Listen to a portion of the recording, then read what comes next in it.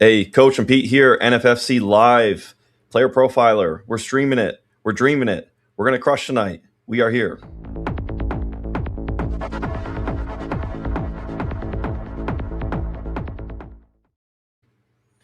Exciting, Pete. We're here. We finally got the 103.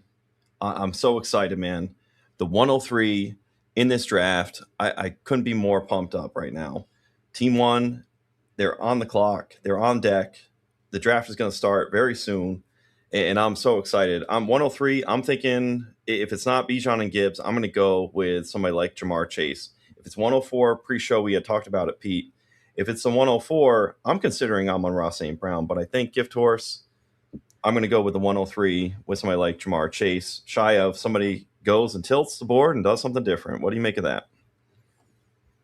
Yeah, I don't have a problem with it. I have it's my rankings have it Puka, Jamar, then Amon-Ra St. Brown. So I'm actually with you in that I'm ahead of the market. I have St. Brown ahead of JSN as well. But I don't think it's crazy to take St. Brown even ahead of Jamar. Their schedule is really favorable. It's arguably one of, if not the easiest schedules in football this year with the Lions. So yeah, I don't think it's crazy. Sometimes you just got to kind of take your guy. And especially when it's like a big tournament like this, you kind of have to take risks at times. So it's also an easy stack. If you take St. Brown, you can get Laporta, you can get JMO, you can pretty much get everybody except Gibbs pretty comfortably. So yeah, I'm with it. So just let everybody know the draft has been paused. I think they're trying to sort something out. Maybe somebody is missing right now. So we got an admin in the chat. This is how professional the NFFC is. They're making sure everybody's here, contacting the people, making sure they're here for their draft. 8 p.m. Eastern. We are live. Very excited about it. And something about Amon-Ra St. Brown to Puka Nacua. Pete, I had said Amon-Ra 4 is who I've got on my mind. And then you said something about, hey, Puka Nacua, how about him? And I'm sitting there thinking, Pete, legal trouble for Puka Nacua. That's an issue that's out there to where I just sit there and think to myself, you don't have any issue with the schedule that's going to happen for the Detroit Lions. You got the number one in on offense. You got regression that can occur for somebody like JSN. I just see it aligning so well for somebody like Amon-Ra St. Brown. Would it surprise you if we were to be at the end of the year and they say, all right, Amon-Ra St. Brown, wide receiver 1 overall in fantasy, he has his best season? No, and like I said before, I think I have no really issues or concerns because you're looking to win a tournament, right? I mean, we're here, trying to win this tournament, which is the best ball championship, $30,000 up top to the winner. You draft in these leagues, right? There's 12 total people, 12 total teams, right? And then you go into a pool at the end to see who is the highest score for the year. So 17 weeks cumulative. And so you're looking for variance and you're looking for different things. Just so people are aware, like I said, $30,000 grand prize, 800 goes to first place in your division. Second and third place also get stuff as well, and there's also some consolation prizes. So there's a lot of ways to win. Make sure you use first time 100 if you want to get $100 off your first entry when you go ahead and register. And if you've already kind of done that already, in all of our descriptions for the videos on the audio side, you can see the other promo codes for Player Profiler where you can get some discounts and some money off on your drafts as well. So, Pete, we see Puka Nacua go as a chalk 4. Of course, I take Jamar Chase chalk 3. JSN, pretty chalk, but I would expect Team 6 to go towards Amon-Ra St. Brown here. We shall see Christian McCaffrey still on the board. What do you make of Christian McCaffrey and this tightness, this soreness, the electric substation, things not looking good, panic mode? We're a couple weeks out from the start of the NFL season. Pete, are you worried? What's the barometer level, 1 to 10? What are you sweating as far as CMC? Yeah, I mean, CMC hasn't practiced in 8 days, and there was Mike Florio came out with some speculation that he believes that CMC might be kind of holding out due to the Gibbs and Bijan contract disputes. And I think it's very possible that is the case here with CMC as he's getting up there in age. He did get some more, he did get some more money added onto his deal a few years back. But excuse me, we know the deal with CMC. If CMC is healthy, he's going to give you a top five season, right? There's players here in this first round that we can't guarantee that, right? That you're spending high premium, high draft capital on. Like, there's a world where guys like CD Lamb go back in the first, right? That I can easily see him. I think the odds are greater that he doesn't finish in the top 10 than it is that he does. CMC, all you need is the help. All you need is to be on the field. You're going to get that kind of season from him. So we'll see. But it is an undisclosed injury. They said it was tightness originally. Now Coach Shanahan saying undisclosed, would have practiced Tuesday, but wasn't a joint session with the Chargers, which is good news. At least we know if he would have practiced, we know he'll be on the field soon, and whether it is contract dispute or not, clearly we're not getting a discount because he goes mid first round, which is practically where he is going in every single draft. So there we see Christian McCaffrey goes team 6, Amon-Ra goes 7. Janty and JT go back to back. We continually see Janty get pressed earlier into round 1. You love to see it. Jonathan Taylor, I think people expect somewhat of a regression candidate for him, but I don't think people are shy in the late part of round 1. We see Justin Jefferson go team 10. Pete, he can be a little bit of a fade for some people due to the fact that Kyler Murray, not everybody has the most faith in him. So how do you feel about this back end of round 1 here as James Cook goes at the 111? Man. That was what player were you talking about? I was just reading one of the comments really quick, so I missed that last part. Yeah, man, you're sounding good now. What do you make of this back half of the first round, starting with Janty at 8, Taylor, Jefferson, Cook? Yeah, this is how it typically goes. This is how I expect it. I have to be honest, so lately I did a show the other day, and I was talking about just each round of the draft, and we started talking, me and John, and we were saying how after after the first 2 rounds, if you don't have a running back, you're kind of screwed, man. It's you're really chasing and you're really banking on some good fortune, some good luck, Jay. And so that's why I don't really mind this turn here. This is how it should go, right? You're seeing now Genty, Taylor, Cook, Chase Brown, Kenneth Walker, Omar, and Hampton have all gone in these last 8 picks, and 2 wide receivers, Jefferson and Lamb. I mean, Saquon Barkley goes off the board now. Now, keep in mind, though, this is a third round reversal, so it is going to come back to this side of the board, and it's a start 3 wide receiver, Jay. So this is a little bit of a different format than, again, what's normal, where I still want to anchor down. I still think you probably need to take a wide receiver here, but we're in the 103 spot, Jay. So that's when running back starts to kind of thin out. So it's going to be interesting to see who is left on the board. Let me ask you, Josh Jacobs, okay, who I don't expect him to go in this round, but he did return to practice today, and Jacobs was dealing with this groin injury. He returned to practice today, which was an encouraging sign. I have Jacobs as the last running back that I feel comfortable saying, hey, that's my RB1. And I'd be like, okay, that's just at the very end of it. And I'm not even including like Breece Hall, Javonte, those guys. I like Javonte. I like those guys, but Kyron, if those guys are RB1 this year, you really, really got to hope and pray that they can give you a top 12 season, because I don't see top 5 in the cards for them. I could see Josh Jacobs giving us a top 5 season.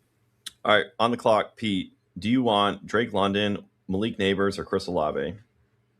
I definitely don't want Drake London. So for me, it would be between Olave and Neighbors. You're definitely not getting Neighbors on the way back. Sorry, Neighbors went back. He went. So I'm going to say Chris Olave with this injury. Jordan Tyson, you feel like he's a good pick? Who else is available? We got 30 seconds, so we Derrick Henry, Jeremiah Love, Devonta Smith, Emeka Ibuka, Trey McBride, Zay Flowers, Breece Hall. Breece Hall is available. Yeah, I mean, it would be between Olave for me and Derrick Henry. So that would be my picks if I was going to take one of them. But go with your gut. So as you were positioning prior to that pick, we'll have a little bit of time now because we have the third round reversal that you spoke to. We've been on the benefit of the other side where we've had pick 10 and 11 in the first 3 respective drafts we've done together, Pete. And we have that benefit of, hey, the draft gave us something, a gift in the early part of round 3. That's kind of the fun part.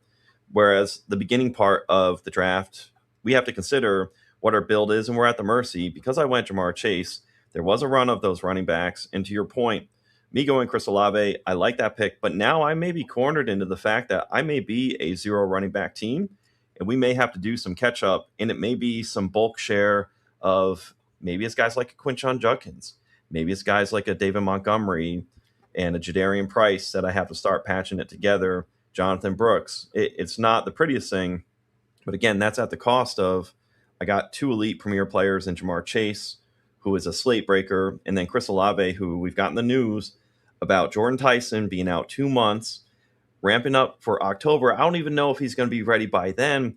We may be having the most pure run out for somebody like Chris Olave, and he's presenting a value to me at this stage of the draft. Granted, I'm sure there's people of third round Chris Olave's out there, but there's ripple effects of how we build these teams. What do you make of the start here? And do you think I am kind of being cornered into zero RB? Yeah, somewhat. And then there's some questions here, so I want to pull them in just a second. But to answer what you're pointing out, the nice thing about this format, it is best ball, right? So you don't like it kind of saves us a little bit if we do get like the Quinshon Judkins, Rico Dowdle, Trevion Henderson, Ramondre Stevenson type of build. Like at least we know we're getting solid starters and we don't have to pick which one to start every week. Where in a managed redraft league, it becomes more frustrating when it's those kinds of guys, when we don't have that elite guy and it's just a mix of like three guys where we have to interchange which one we're starting each week and we're playing matchups. So that's one point there. I do want to grab some chats really quick from Kyle. And then I think it's Frankenstein fees or something like that. I don't know. But Kyle said, and I'll give this to you, Jay, do you keep Josh Allen, AJ Brown, or Kenneth Walker? I don't have a first, second, or third 12-man half PPR. He said that those three I mentioned are dynasty players. I found I can only keep one. So I assume he means keeper players. And he's asking Josh Allen, Brown, or Kenneth Walker. Doesn't have a first, second, or a third half-man PPR. I guess I'm trying to. Yeah, throw us a little more context to this, because if this is super flex, it's likely going to be Josh Allen regardless of the price. Yeah, and then if it's a late round pick, which granted ADPs last year, probably the cheapest player last year would have been Kenneth Walker, and you're probably going to go fifth round Kenneth Walker as a keeper in that spot if it is round dependent and it's single quarterback. So just throw us a little more details in the chat. Yeah. And when he says dynasty, do you mean keeper? And then when you're talking about first, second, or third pick, if it is dynasty, you're talking like rookie picks, or are we talking your actual keeper picks? So just clarify that for us. And then Jay, start kind of looking at the board here. We're going to come back to you to get your thoughts on what you're thinking of, but I'm going to pull this question. And it said from Fran, he said, is it just a coin toss between Hampton, Walker, Brown, and Barkley? Who's your favorite of that group? For me, Jay, it's really been Walker and Brown are kind of 1 and 2. It was been Brown for a long time. Now it's kind of Walker. I don't really feel there's much of a difference between either. I'm fine with either guy, but I think those guys are clear ahead for me. And then I think Hampton and Barkley, I actually have Barkley ahead of Hampton, Jay. I do want to talk a little bit about that situation with the Chargers offensive line in a second here, but you're up on the clock. You can answer his question because I think you prefer Hampton, if I'm not wrong, Jay, because we did do a video on this recently, and it was between Chase Brown, Kenneth Walker, and Amarian Hampton for round 2 backs, and you picked Hampton. Is it still Hampton for you? God, while I'm on, let me go on the clock real quick. Okay. Emeka Ibuka has fallen to me, but Jeremiah Love is here in the third. I feel like that's a gift because of what's going on with the injury, and there's a few more receivers who I like. You say I go Love, right? Yeah, I do. I've been down on Love, but Love's like my 33rd ranked player, and so the injury doesn't move him down much more. I was already down on him compared to this is a price that I want to pay. Yep, and we've already gone Emeka Ibuka before, so I'm happy with that. But my God, this conundrum of Hampton, there goes Ibuka. That's fine. That's okay. It's meant to be. We spoke it into existence because guess what? That person probably takes Jeremiah Love. I have a couple other people that are available to me on the wraparound because now we're wrapping around and you love to see it. But Hampton, Walker, Brown, Barkley, I love Kenneth Walker this year. The Chiefs have the most, I believe, vacated carries at the running back position. If the offense is going to run through them, I see a case for him. Chase Brown, you've made a beautiful case for him, Pete.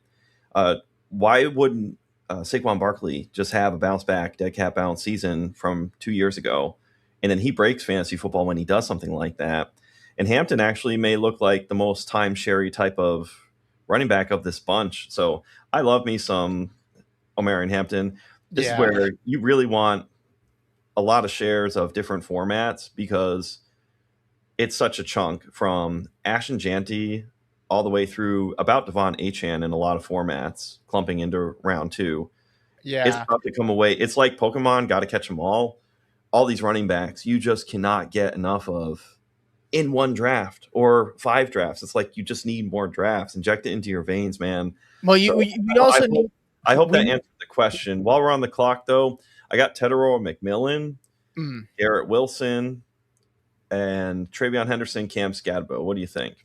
I'm a little lower on Henderson now with the reports of the usage with Stevenson and Henderson. We've gotten a decent amount of exposure to him too, and he's fallen a lot in these drafts. I wouldn't be surprised if there's a chance he's there mid next round. So Henderson, I'm out on. Who were the other guys? Tet and who? Tedero McMillan, Jamison Williams.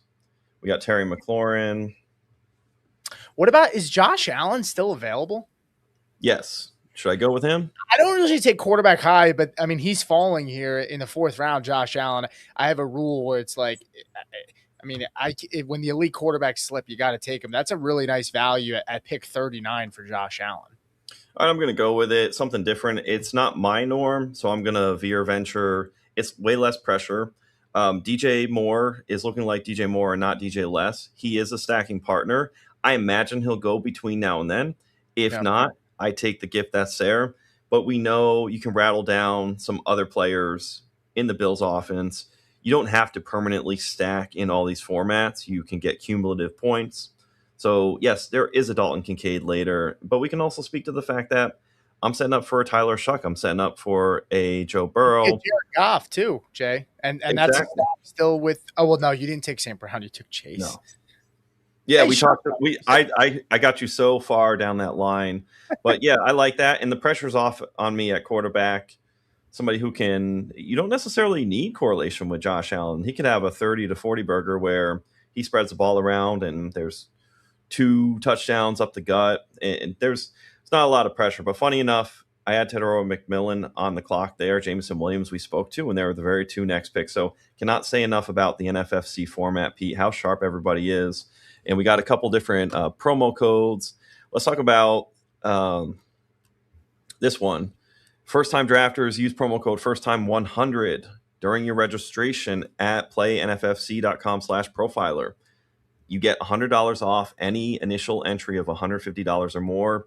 So you're talking about you can have this draft $150 cost you $50. Like, who doesn't love that, man? So that's a great deal. And these are sharp drafters. So been a lot of fun these last few weeks, Pete. Probably one of my favorite things is it's the Wild West at certain points. So you never know what to expect. Something there goes DJ Moore.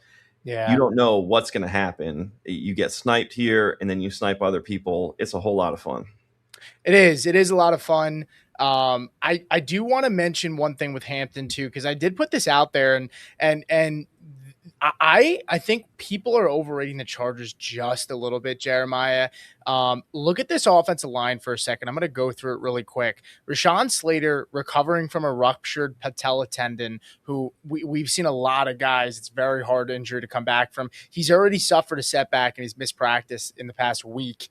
They have Kato Awasika at left guard, who I definitely pronounced his name wrong. He's a UDFA who just has 11 starts in 6 seasons. He's their starting left guard, Jay. Tyler Biotish gets carted off at practice today. He got rolled up on pretty bad. It didn't look good. Cole Strange, right guard, former first-round pick, Jay, but this is his 4th team in his 5-year career. So it hasn't gone nearly as planned for Cole Strange. And then Joe Alt coming off of ankle surgery at right tackle. Like, there are some question marks here, and I know McDaniels is a really nice bump, but I think we have pushed them up a little high in terms of the pricing, and I'm interested to see how the market reacts as we get closer and closer if Biotish is out. So I wanted to make a note on that because we're talking Hampton before, and I think it's worth noting because I don't really see many people talking about it. Everyone assumes that this offensive line is just going to be better, but we're banking on Rashawn Slater coming back and being the guy, and they don't really have much depth behind this offensive line. So I'm a little concerned about that, Jay. I don't know what your thoughts are, but is that something that's crossed your mind yet? And then we're going to get to Smitty. We'll get to some of these other questions. But what are your thoughts? I mean, is that something that you've looked at, and do you have any thoughts on this Chargers offensive line in general? Yeah, a lot of that news came pouring in today with the Chargers offensive line, and it just gives you nightmares of last season. And you have to think beyond just talent. What helps with offensive lines? It's continuity and year over year overlap where the players get snaps amongst each other. And that shuffling around, there's players who can play other positions, but that continuity is going to be disrupted. They are learning a brand new offense with Mike McDaniel. So I think that has to be factored. And when you're granular enough at the top, that can shuffle the pins for, all right, let's shuffle Chase Brown ahead. Let's shuffle Saquon Barkley ahead. Let's shuffle Kenneth Walker ahead. Hey, I remembered all four running backs in that scenario. So it's so cool how granular this is, and this is why we get sharp to if you're drafting on Labor Day in your redraft, where the baseball looks like a beach ball and it looks like it's on a tee because you just are loaded with information that we've been doing these reps since January, Pete, when some of the first dynasty startups, some of the first best ball contests drop, and you're just going all through the dynasty phases, the rookie class, hot best ball summer, everything that we're doing up to today, all the training camp information that is just a fire hydrant of information, and we're adjusting. And that's just how sharp it is. A few months ago, you might have said, yeah, I'll put Omarion Hampton head up there. But now with this little bit of information, we have to just be malleable on the fly and quick. Just like Chris Olave, we take in round two. Well, that's a way different Chris Olave late round two pick than it was just a few days ago because of what's now happened and crystallized with the information we have in Jordan Tyson. Yeah, I'm with you there. Just for the board's sake on the audio side, if you're just so that you're aware. So Jeremiah and myself, we have Jamar Chase, Chris Olave, Jeremiah Love, Josh Allen. Josh Allen falls to the fourth round, so hard to not pass up. It's kind of like the Lamar Jackson pick for me a couple weeks ago when we were on here live, Jay. I do got to say, too, Josh Jacobs, we talked about him returning to practice. He goes in the fifth round here, Jay, at pick 52. I still am very shocked with the price for Josh Jacobs and how he has fallen. So I'm very, very much loving the fact that the market's still not very in on Josh Jacobs. You're coming up with your pick. Let's take a quick step back. Let's take a quick break. We're going to answer these questions when we come back. Jeremiah is going to make his picks. We'll talk about them, and then we'll answer your questions right after this. The NFFC, my favorite high-stakes fantasy platform. Why?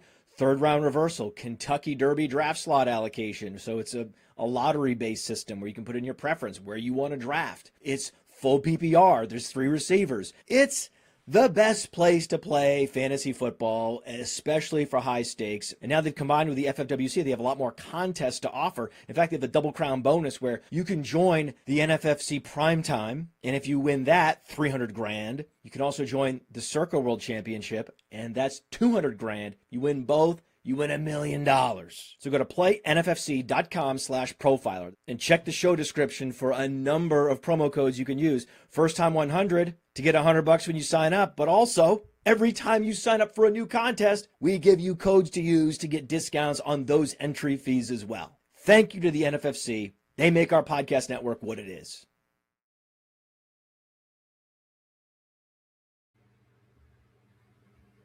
All right, we are back. Jay, you are on the clock. You were on the clock. Looks like you just made your pick. So talk to us a little bit about the selection you made, and I actually love this pick. Oh, I'm salivating here. I'm sitting there just one pick away. We go to the break. I'm like, hey, let's get us some Parker Washington. I have Parker Washington now in round 5. I think that's the second time we pulled the trigger on him in round 5. We were on the other side of the board. Oh, there goes Joe Burrow. Oh, what will I do? Somebody took Joe Burrow on me, and they don't have him stacked with anybody. Andre Yoshivas is all out there for you. On the comeback around, I was not considering Joe Burrow. Just because I have advantage with somebody like a Josh Allen. So while we're on the clock, Jadarian Price, Jordan Tyson, Tyler Warren goes. I would have liked that. Marvin Harrison Jr., Bucky Irving, BTJ. Any of those names stick out to you? Give me the running backs again. We've got Jadarian Price, and that's about it right now, man. It's Bucky Irving and Jadarian Tier Price. gap.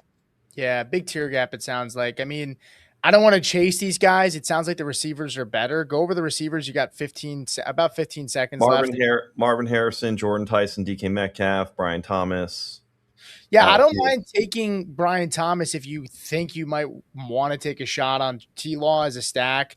You take Jadarian Price. That's totally fine too. I really wasn't sold on anybody in that spot. It's really hard sometimes when I'm not visually seeing who's there. But Jadarian Price feels safe. It feels like a totally fine pick, especially if you feel like there's a pretty sizable tier drop off right after him and Bucky. So part of my thinking is, instead of compounding the advantage that I think I have at wide receiver, I have my 3 receiver spots filled, and then it's 2 running back spots that you have to fill. Love and Price, funny enough, Bradley Stalder, shout out, Notre Dame running backs. You have Love and Price. I feel so much pressure off if I sell the story of it's all Jeremiah Love, it's all Jadarian Price. I've got 2 stalwart backs who, you know what, later in the draft, we can take upside cuff, flex cuff type players at the running back position. And I feel less pressure at the quarterback position. I got, in my eyes, our eyes, a QB1 in all formats. And we got him in the 4th round. Even though we drew blood with the first quarterback, we got him in the 4th round, which I guess there should be a run on quarterbacks too. And while that is happening, we'll have opportunity to attack some of the other positions. And the receivers, I thought to myself, with who was on the board when we're talking about Marvin Harrison Jr., Brian Thomas Jr., Jordan Tyson, DK Metcalf, Cortland Sutton, as my 4th receiver versus getting my 2nd running back, I felt like I had better advantage. And it's weirdly enough, Jalen Warren and Jonathan Brooks go. Jonathan Brooks was on my periphery because I knew on a 20 gap repeat he would not come back. But I like a lot of what's going on with Jadarian Price. I'm not falling for the quote-unquote banana in the tailpipe with George Halani. Now, I will say, and I've talked about this before on other shows, Pete, and let me know how you feel about it. I think this is going to be a lot like the Cleveland Browns years ago, where Nick Chubb, everybody said, oh, Kareem Hunt, 8-game suspension, it won't matter. It'll be irrelevant. They'll have a bye week. It'll be like week 10, and it won't even matter. What happened at the end of the season and then the next season following? Timeshare stuff, rotation on the running backs, no full bell cow workload for Nick Chubb. There are 3 touchdowns rushing out there. One of them went to Kareem Hunt. The ceiling just wasn't there. I see that happening when Zach Charbonnet returns. So tell us, Pete, what do you make? I want the bullish angle when I click a Jadarian Price, but my bearish side tells me to a degree that Zach Charbonnet is going to come in and just kind of do what Kareem Hunt did years ago to Nick Chubb, cap the ceiling, not make it a bad backfield, but he's going to cap the ceiling. Prognosis in your eyes on Charbonnet and how things will play out in Seattle. Yeah, I mean, Charbonnet, it really, I'm not going to let Charbonnet stop me from drafting a running back first round in round 6. A first round running back, round 6. I'm not really in love with Price just in general. But I mean, at this price point, like I find myself totally taking shares of him. This is an offense that there's 2 sides of the coin. On one side, Kubiak is gone. So there is a possibility that this offense does take a step back. I mean, I don't think people are really highlighting it enough. Now, new OC did come out and say that he doesn't want to change really much of anything and he wants to repeat things. So, we'll have to see. We'll have to wait and see if the offense does take a step back. Now, we have a couple picks before you. Let's hammer out some of these questions really quick because the chat has been waiting. We got 21 people here on YouTube. We got a ton more on Twitter. If you are watching, make sure you hit that thumbs up if you're enjoying the show. Let's rapid fire some of these questions here. Smitty said, how are we feeling about Godwin this year? Healthy Baker, no Evans. Evans, questionable. Luka, haven't heard his name mentioned a lot this year. I'm a big fan of Chris Godwin, Jay. Not to overanalyze it. I don't want to go too far in depth, but I've got him ranked my 76 ranked player. I'm ahead of consensus on him. I think Kid just got hurt a little bit in practice too. Luka looks like his timeline is kind of questionable, but we know it's turf toe, which could be aggravating for him to slightly dip in production early on to start the year. I'm a big fan of Godwin and where he's going right now. What about yourself? All right. Yep. And Godwin this year, I really like him. I think he's just a PPR printing press machine.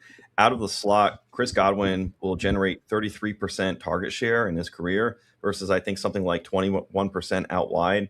So if we get somebody like a Chris Godwin to his benefit share, in the slot with Baker Mayfield, a motivated, healthy Baker Mayfield, the ceiling is roof. And as much as I love Emeka Ibuka, that toe could really be problematic, especially eating into the first month of the year. What's the benefit of an older player like Chris Godwin? Well, they look great, Tony the Tiger, in September, those first few weeks where they've had the most amount of rest. They haven't gotten banged up. So especially for early rate, I really like Chris Godwin. For the entirety of the year, I absolutely love Chris Godwin. I'm not worried about Jalen McMillan or Ted Hurst taking away from Chris Godwin. I see Jalen McMillan and Ted Hurst benefiting and pushing up this offense and making it better, having it be a deeper layer team. Kenneth Gainwell, of course. I think Baker Mayfield was speaking about how great Kenneth Gainwell is. So there's a lot of goodness on this team for some fantasy outcome. So I'm thrilled, happy, excited for the Tampa Bay Buccaneers. And Smitty, I really like what you're saying about Chris Godwin. I'm in on him this year. I think he's just a good pick to just generate great PPR goodness in all formats. Beautiful. All right, we'll get to Kyle's real quick here. He said it is single quarterback, Josh Allen, A.J. Brown, Kenneth Walker. He can keep one of them. Forgetting about everything else, the format seems a little strange, but we do know it's single quarterback, and he can keep A.J., Kenneth Walker, or Josh Allen. He doesn't know who else is going to keep, who else are going to be kept, and so the values are kind of all over the place. Just from a standpoint of A.J. Brown, Kenneth Walker, I'm probably keeping Kenneth Walker over A.J. Brown just because I expect running backs in most formats where there are keepers, running backs will probably be kept, and there's a good chance there's not many, and you don't want to get left behind or playing catch up. So that's my quick advice there. Jay, I'm going to give you this question. You start looking at the board, though. I'm going to read off, start figuring out who you're going to pick. Let me read this question off, and then actually, we'll hold off on Nexus real quick. Talk about what's left on the board and what your thoughts are, because you're up in one pick. So let's talk about that first, and then we'll get to Nexus, and we'll get to Kyle as well. Yeah, I'm really excited, Pete, of all the players in the queue that we have. There's still plenty of talent on the board. And did they go in front of me? Blake Corum just went. The screen's going to disappear. And I'm up. I'm on the clock. And look, I love this player. And I see this is going to be crazy. This is yanking the steering wheel against the entirety of the draft board. It's movement in real time, stimulus to us watching football on this weekend. And who is the thriller player that you want to come away with all your drafts? I don't care if you got to get them 2 rounds ahead of ADP, whatever format you're playing in your redraft streets, in your best ball streets, it is going to be Casey Concepcion, and everybody else can suck it. Wow, KC, this is high at pick 82. I have KC Conception at 97, which is ahead of consensus. 82, I'm totally okay with it, though. These formats, you have to really go ahead and reach up and go grab your guy, and if you like him, you take him, right? We've gotten some great values. Parker Washington, Jay, your pick of him. Parker Washington was an incredible value. He's going off the board at 46 in the last 7 days on NFFC, and you got him at practically like pick in the 60s. So you got a good value there, and then you reach up and go get KC, which maybe you overpay a little bit on the ADP, but you don't know if you're going to get him on the way back, to be completely honest with you. Not on the way back on the turn here, but when it goes and snakes back to that 9th round, there's a good chance you don't get him because of this hype. So I love what I saw from KC. I love what Todd Monken's plans are with him. It seems like they're going to use him in that Zay Flowers kind of role, which is what they hinted at. So excited about that for KC, and I really liked the usage and the utilization. And I actually kind of worry a little bit of Harold Fannin. Harold Fannin could be a guy, Jay, that maybe thrived off of not a lot of great competition around him. And there's a lot of talent in the Browns skill position group now. So that's something to monitor and something to think about. But you're on the clock here again. You take KC Conception. Godwin goes off the board right ahead of you. So does Michael Wilson, Ja'Cory Krosky-Merritt, Bo Nix. Where are you thinking here? You got 2 running backs in Jeremiah Love. We got 4 wide receivers, and we have Josh Allen at quarterback. I think I can wait a little bit at tight end. Marvin Harrison Jr., or do I lean into Jordan Tyson, layering, understanding that I can get him at a discount here in round 8, and then maybe it sets up for a stack share with the Saints, but I'm getting Jordan Tyson. I'm sacrificing 2 months. Is that too much, or should I go Marvin Harrison Jr.? I don't think it's too much. I think sometimes you want unique builds. So if you like it, go get it. All right, I'm setting myself up. I'm taking a value dip. And it's funny, maybe I'm swapping the value that I had for Casey Concepcion with Jordan Tyson. He's going to be on the shelf, but I don't have to worry about when to start Jordan Tyson. Ideally, if he comes back in October, those 2 months is really just 1 month of the season. That can be the cope that I tell myself. I feel like I'm getting a value dip in somebody like a Jordan Tyson. We've seen now I have Olave and Tyson. Even if I don't get Tyler Shuck, I have share of the Saints offense. I'm really loaded at wide receiver, and I have 4 baller wide receivers, 2 good running backs. I feel like I can wait at tight end a little bit. I have the best quarterback in the league for fantasy. And right now, I like how the team is going. I'm not pushing, I'm not pressing in any manner at the moment. So, what do you think? Yeah, I mean, look, Tyson, the past week, he's going off the board at pick 73. So this is still a value for where he's gone. Now, I do expect the market to continue to drop him and drop him. I think he probably settles closer to like 110 area, 100 to 110. But we're talking about the stack here. You got Chris Olave, you got Jordan Tyson. You could easily potentially get Shuck, even maybe on the way back. And then you also have the possibility of going and getting Jawan Johnson. So this is an easy team to stack. I don't have issues with it at all. Do you have a question for you, though, right? We look at the tight end position. We have Brock Bowers, Trey McBride, Colson Loveland, Tucker Kraft, Sam Laporta, Tyler Warren. Those are the tight ends that have gone off the board. You do have the potential to stack Kincaid. Are you high on Kincaid this year? Is he somebody that you're on your radar so you can get a stack with Josh Allen? Or are you sitting here saying, yeah, like you said before, you don't really need to stack Josh Allen? You'd like to if you can, but it's not necessarily a must, and you don't want to maybe press to Right. go get some maybe not as great players just to force that stack. That's a great question because right now, as it sits, Kyle Pitts is still on the board. Harold Fannin Jr. is still on the board. Harold Fannin Jr. could be accompanied with a Brown stack, and that could be a diversion of either Watson or Shador Sanders, depending on who we think is going to take that job. I would like your opinion on that. I think it's going to be Deshaun Watson. But reading on the board, who's left in the queue at the tight end position? It's Pitts, it's Fannin. There's George Kittle, Dalton Kincaid, Jake Ferguson, who is a target magnet. We have spoke a lot off air about Travis Kelce.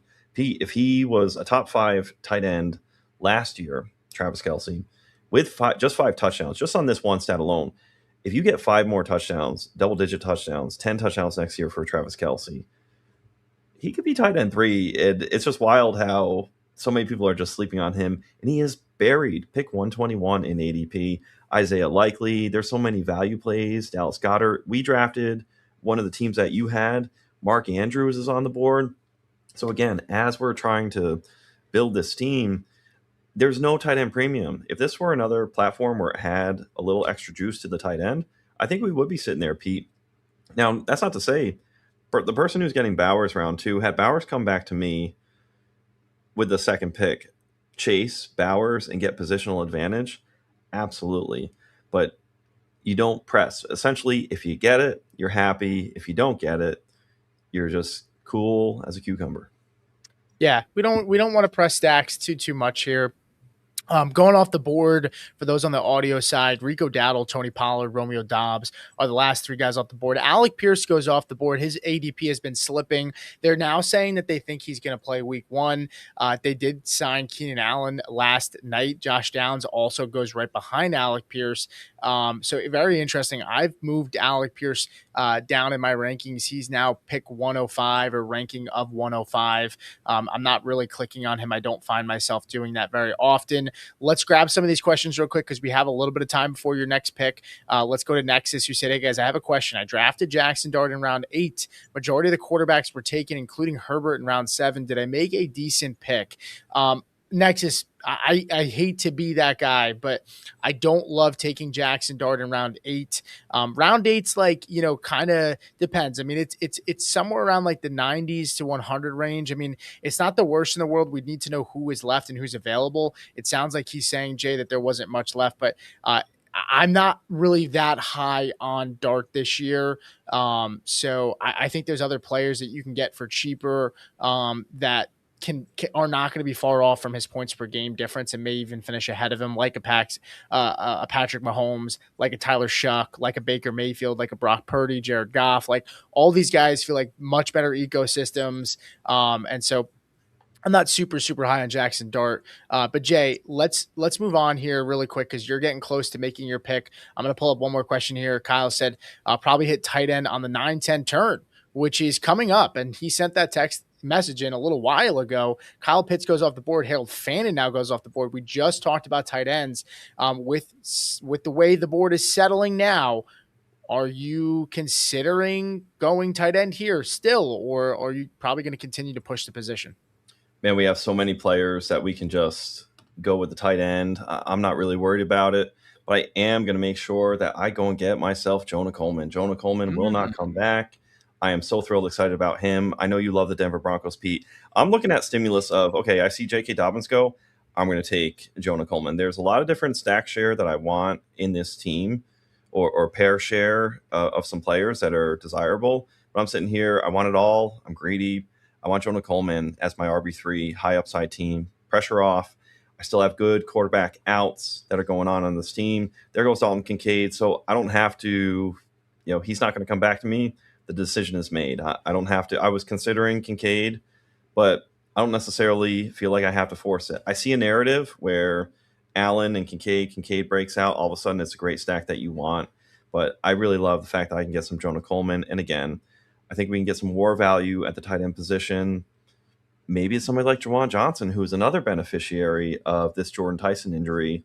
While my first month isn't so good, maybe he's out there for me. So a lot of good tight ends. And God knows we have, Pete, Evan Ingram. We can always fall back on him, when the bottom of the barrel for we have. So relax. Don't let's not get too crazy. But we do have the ability to take like an Ingram, and Travis Kelce goes off the board. So you're on the clock now. I'm going to grab this question really quick from It's a Butte Clark here, and you take Tyler Shuck. So we're going to talk about that because that definitely completes the stack. And you wanted to make sure you got your second quarterback. So I love that. It's a Butte Clark said, half PPR, would you take JSN or Jonathan Taylor? It's a good question. Half PPR definitely makes this feel like it's a little bit closer, but I'm still probably taking JSN. When we talk about touchdown equity, touchdowns matter much, much more in half PPR because, it's not like PPR spamming where, those high-end, high-volume guys can make up for it. But JSN, even in a half PPR, Jay, I'm not worried about it. Like, he's a guy that's going to have a very, very strong yards per reception. So, you don't have to worry about like low, guys that maybe are getting spammed with a ton of volume, like it's Stephon Diggs from last year where he's going for like 6 for 70 kind of thing. Like JSN's going to be a guy that's going to hit 100 yards consistently. And Jonathan Taylor, I still have some question marks, some reservations with him. I like Jonathan Taylor, but I'm going to take the younger, better player, even if the format typically favors running backs in a half-point PPR. Jay, I prefer JSN here. What do you think? And then let's talk a little bit about the board and your pick. By the way, you took Jonah Coleman, and RJ Harvey was still on the board too. So that means Harvey actually went third out of all of the Broncos running backs. So we'll talk about that in a second. Yeah, a lot of good content to queue up there. But if you believe, I was listening to Rich Rebar, and he was talking about the regression that can occur for somebody like Jonathan Taylor. In the stats that he read out, it was he and JJ Zacharyson. So shout out to you guys. They were talking about Jonathan Taylor and in wins, how he positions in fantasy football versus when they lose. And he is very much a go-with-the-flow tied player. So if the Colts are running well, winning, there's correlation for Jonathan Taylor to produce as a higher-end fantasy asset. And he's always been a great fantasy asset, but it's so delineated between wins and losses on that physical week when you watch. I want to lean towards Jonathan Taylor, but when I hear about that regression, I think JSN is the pick. There could be some regression in the throw game and the pass game for the Seahawks that still occurs, but I like the idea of taking JSN just slightly a little bit ahead. Now, just before we get to some of my picks and what happened with RJ Harvey, let's hear from the Podfather. The NFFC, my favorite high-stakes fantasy platform. Why? Third round reversal, Kentucky Derby draft slot allocation. So it's a lottery-based system where you can put in your preference, where you want to draft. It's full PPR. There's 3 receivers. It's the best place to play fantasy football, especially for high stakes. And now they've combined with the FFWC, they have a lot more contests to offer. In fact, they have a double crown bonus where you can join the NFFC Primetime, and if you win that, $300,000. You can also join the Circa World Championship, and that's $200,000. You win both, you win $1 million. So go to playnffc.com/profiler and check the show description for a number of promo codes you can use. First time 100 to get $100 when you sign up, but also every time you sign up for a new contest, we give you codes to use to get discounts on those entry fees as well. Thank you to the NFFC. They make our podcast network what it is. Hey, there you have it from the Podfather, Pete. You were mentioning just prior to the ad break, RJ Harvey, he goes third. I think that's absolutely fair. And in one sense, you can talk about the PPR element. RJ Harvey's out there talking about how excellent Jonah Coleman is. But for his own game, RJ Harvey has been speaking recently to improving in the pass game. I think the signal there is we know, reinforce, RJ Harvey knows to be on the field, he has to be a decent pass catcher and get better there. Between the tackles grinder, it's going to go to somebody like J.K. Dobbins. And then next man up is going to be Jonah Coleman. We hear Jalen Waddle talk about Maurice Jones-Drew comps for Jonah Coleman. So I'm just elevated, excited to go and get Jonah Coleman. And I'm going to be fine with being differentiated. In two pockets, we've gotten value with Parker Washington and Jordan Tyson. And then in other pockets, we've paid up on Casey Concepcion and Jonah Coleman. But I'll say, as we talked about the ripple effect of we paid up with a little bit on round 2 Chris Olave versus round 3, well, we're getting a ripple effect of a completely different build, and we're trying to be unique. So I feel like we're not going chalk, but at the same time, we're directionally on the map. We're being reactive to the news, because if you look at this team, Chris Olave, the Jordan Tyson news, Jeremiah Love, we get third-round value in, Pete, because, hey, there's that ankle sprain. Josh Allen falls around 4. We love gifts. Parker Washington, great faller. Jadarian Price just came back to practice. He's got the job. Concepcion flew and went nuts. So, yes, I go and take him in round 7. Who knows how itchy other people will get. Jordan Tyson, we get a benefit of round 8 falling. So, all of this is stimulus, too, off of all the action that's going on. So, there's a logic if you run down the team, even though it's jumbled a little bit with the ADP. What are your thoughts?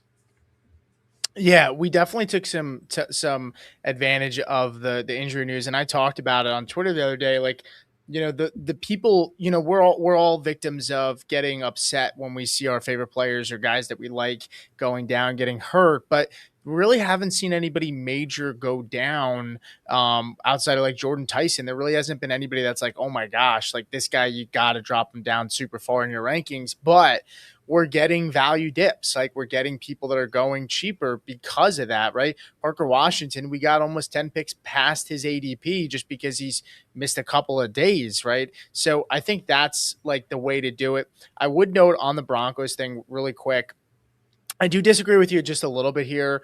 Harvey, I think the Coleman thing is more of an issue for Dobbins than it is for Harvey.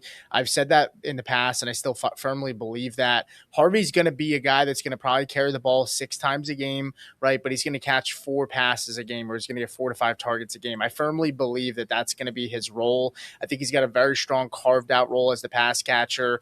And Coleman's really going to be more of a nag for J.K. Dobbins, where, he's going to eat into Dobbins's work as the in between the tackles guy. He did struggle a little bit, Coleman, in the pass protection in the first preseason game. It was limited, and he has looked decent in camp at it, so I'm not overly concerned. He wasn't bad there in college, but just something to note there. So we just differ a little bit there, which is not a problem at all. I mean, this is your team. This is how you're building it right now. I'm just here in the co-seat, and I love Coleman. I just drafted him in another draft earlier today in best ball. I did draft him a little bit further, but like you said, sometimes like ADP is not a big deal, especially in these tournaments. Like reaching up and getting different builds because you reach on a player, because you get a value dip on a player, that's how you get unique lineups. And if you're convicted on a player and you feel strongly about a player, it's not going to matter too much if you took them 10 spots ahead or 20 spots ahead. If you feel really confident that that player is going to be a player this year and it's going to help you win, and you think that they're mispriced with where they're going. So I'm totally okay with that. You got another pick coming up, so I'm just going to pull questions really quick, Jay, because I know I just rambled for a second, but I want to grab these questions. You focus on the clock. You took Isaiah Likely. We'll come back. But let's grab these questions just really quick. Kyle seems like he really liked the Jonah Coleman pick. He said he looks like a beast and a contact seeker. We got Fizzle in the house. He said, "What's going on, fellas? How we doing?" He said, "Besides Chris Olave, is there a wide receiver on the Saints to target or not really?" Jay, Devon Vele is one of them, but there's somebody else that I think you have in mind as well. I'm sure you're thinking about it sometime later in this draft because you're stacking this Saints team. Again, and I'm fine talking about players because we don't have to marry the stacks. I already have 2 locked and loaded, Olave and Tyson, to Tyler Shuck. And as I take the Dallas Cowboys team kicker, as is tradition, I don't think we can break this streak, Pete. So I'm going to go with the Cowboys kicker, and we will make a more fruitful effort to go 2-2 or 2-3 on the defenses and kickers. We got some good advice on that in a prior show. Going back to, it's Bryce Lance. Bryce Lance would be a player who, and shout out to Debro. Debro's been on him pretty good. I think we got him, Bryce Lance, maybe round 29 or 30 a couple weeks ago, Pete. Yep. And now maybe it's round 25. Maybe it's round 24 because there's stimulus of that news. He should go a few rounds earlier. Is that going to make or break the tidal wave, the advantage? Like if you get Bryce Lance in round 25 or Devon Vele in the 20s somewhere, I don't think it's a huge disadvantage versus the people who have maybe getting a couple different rounds later prior weeks. I think sometimes we overlook and just look into it too much and overanalyze, where you just want to get ripple effects of combinations of teams that are just flat out ballers and hoopers. And if you have a little more crystallized information with somebody like Bryce Lance, I think he's somebody who you want to target in a redraft format. Pete, tell me if I'm speaking correctly. I don't think I'd be interested in Bryce Lance in a redraft format. I would just expect a couple boom weeks, but unpredictable week over week in replacing those couple of weeks. Hopefully it's 4 weeks for Jordan Tyson. Yeah, I'm with you. The answer for me is really just Juwan Johnson. Like that's who the answer is for me. I was high on Juwan Johnson, Jay. I think that's really like that wide receiver too. I think he's going to be number 2 on the team in targets this year. I think he's had back-to-back years with somewhere around 90 to 100 targets in both seasons. So I don't see that changing for him. Devon Vele is kind of sneaky a little bit, Jay, where he might be in that kind of power slot role a little bit at times. But overall, I really think it's Juwan Johnson if we're talking managed redraft leagues, and he's a great value. So I'm good with it. By the way, Dallas kickers, it is funny because I think we've gotten Dallas kickers every single draft that we've done so far. Maybe we're fish for going quick and high on the kickers, but it feels like a really, really nice thing. I mean, positional value wise, we get Josh Allen, we got Jamar Chase, and we got Dallas Cowboys kicker. There's an argument to be made that we could easily come out with, the number 1 player at each of those positions at the end of this year, and those guys are going to have major positional advantages over the field. So love that pick there. You get Isaiah Likely. Talk to me about Likely because I've been on Isaiah Likely, Jay, but some people are a little nervous with how the usage was in just the first preseason game. Have you wavered at all in kind of where you're at with Isaiah Likely, or you still feel pretty confident? I'm more fortified as it's gone along the drumbeat of what's going to happen for the New York Giants. My contention with Giants is you cannot stop them inside the 20 in the red zone because you have RPO with Scat Pack. And I'd like your opinion on Scatabo and the Najee thing. But dart, triple threat, run pass option with Scatabo. Throwing up to Fields as we saw this last weekend, catching the touchdown pass. Red zone threat was all we primed somebody like a Malachi Fields for. Then, of course, my God, Malik Neighbors. And then the duo of Likely and Theo Johnson. You're sitting there thinking, how can Giants be stopped inside the 20? But then again, there's Matt Nagy. And then you got to go from the 20s to the 20s. You need to get there. And I think that's going to be the challenge, the aggravation, because on paper, it really looks great for the New York Giants. And Isaiah Likely follows Harbaugh. That's more signal, gets a decent contract. And with all the Titans who went off, when I didn't go Dalton Kincaid, and I would have loved the Allen Kincaid stack, I see Likely as kind of like a teardrop. Jake Ferguson was another name of consideration. Like Washington, great pick right there. That was another name of consideration for me. So What do you make of that analysis? Yeah, I like it a lot, and I've wavered when we're just talking about likely. I've gone a little bit back and forth with him. I have him ranked just ahead of Jake Ferguson and Jawan Johnson at my tight ends. I have likely as like the number 112 player right now, Jay. That feels pretty fair. The tight ends start to get really pushed down the board. Once the top guys go off. So I feel pretty good about that. But we do have a couple other questions. Who did you just take though? Before we get to questions, you took Emmett Johnson, running back for the Chiefs, who looked pretty good in his preseason debut. What's the thoughts and the thinking there? And before I go there, we have 5 picks. So if 5 defenses go off, hey, it is what it is.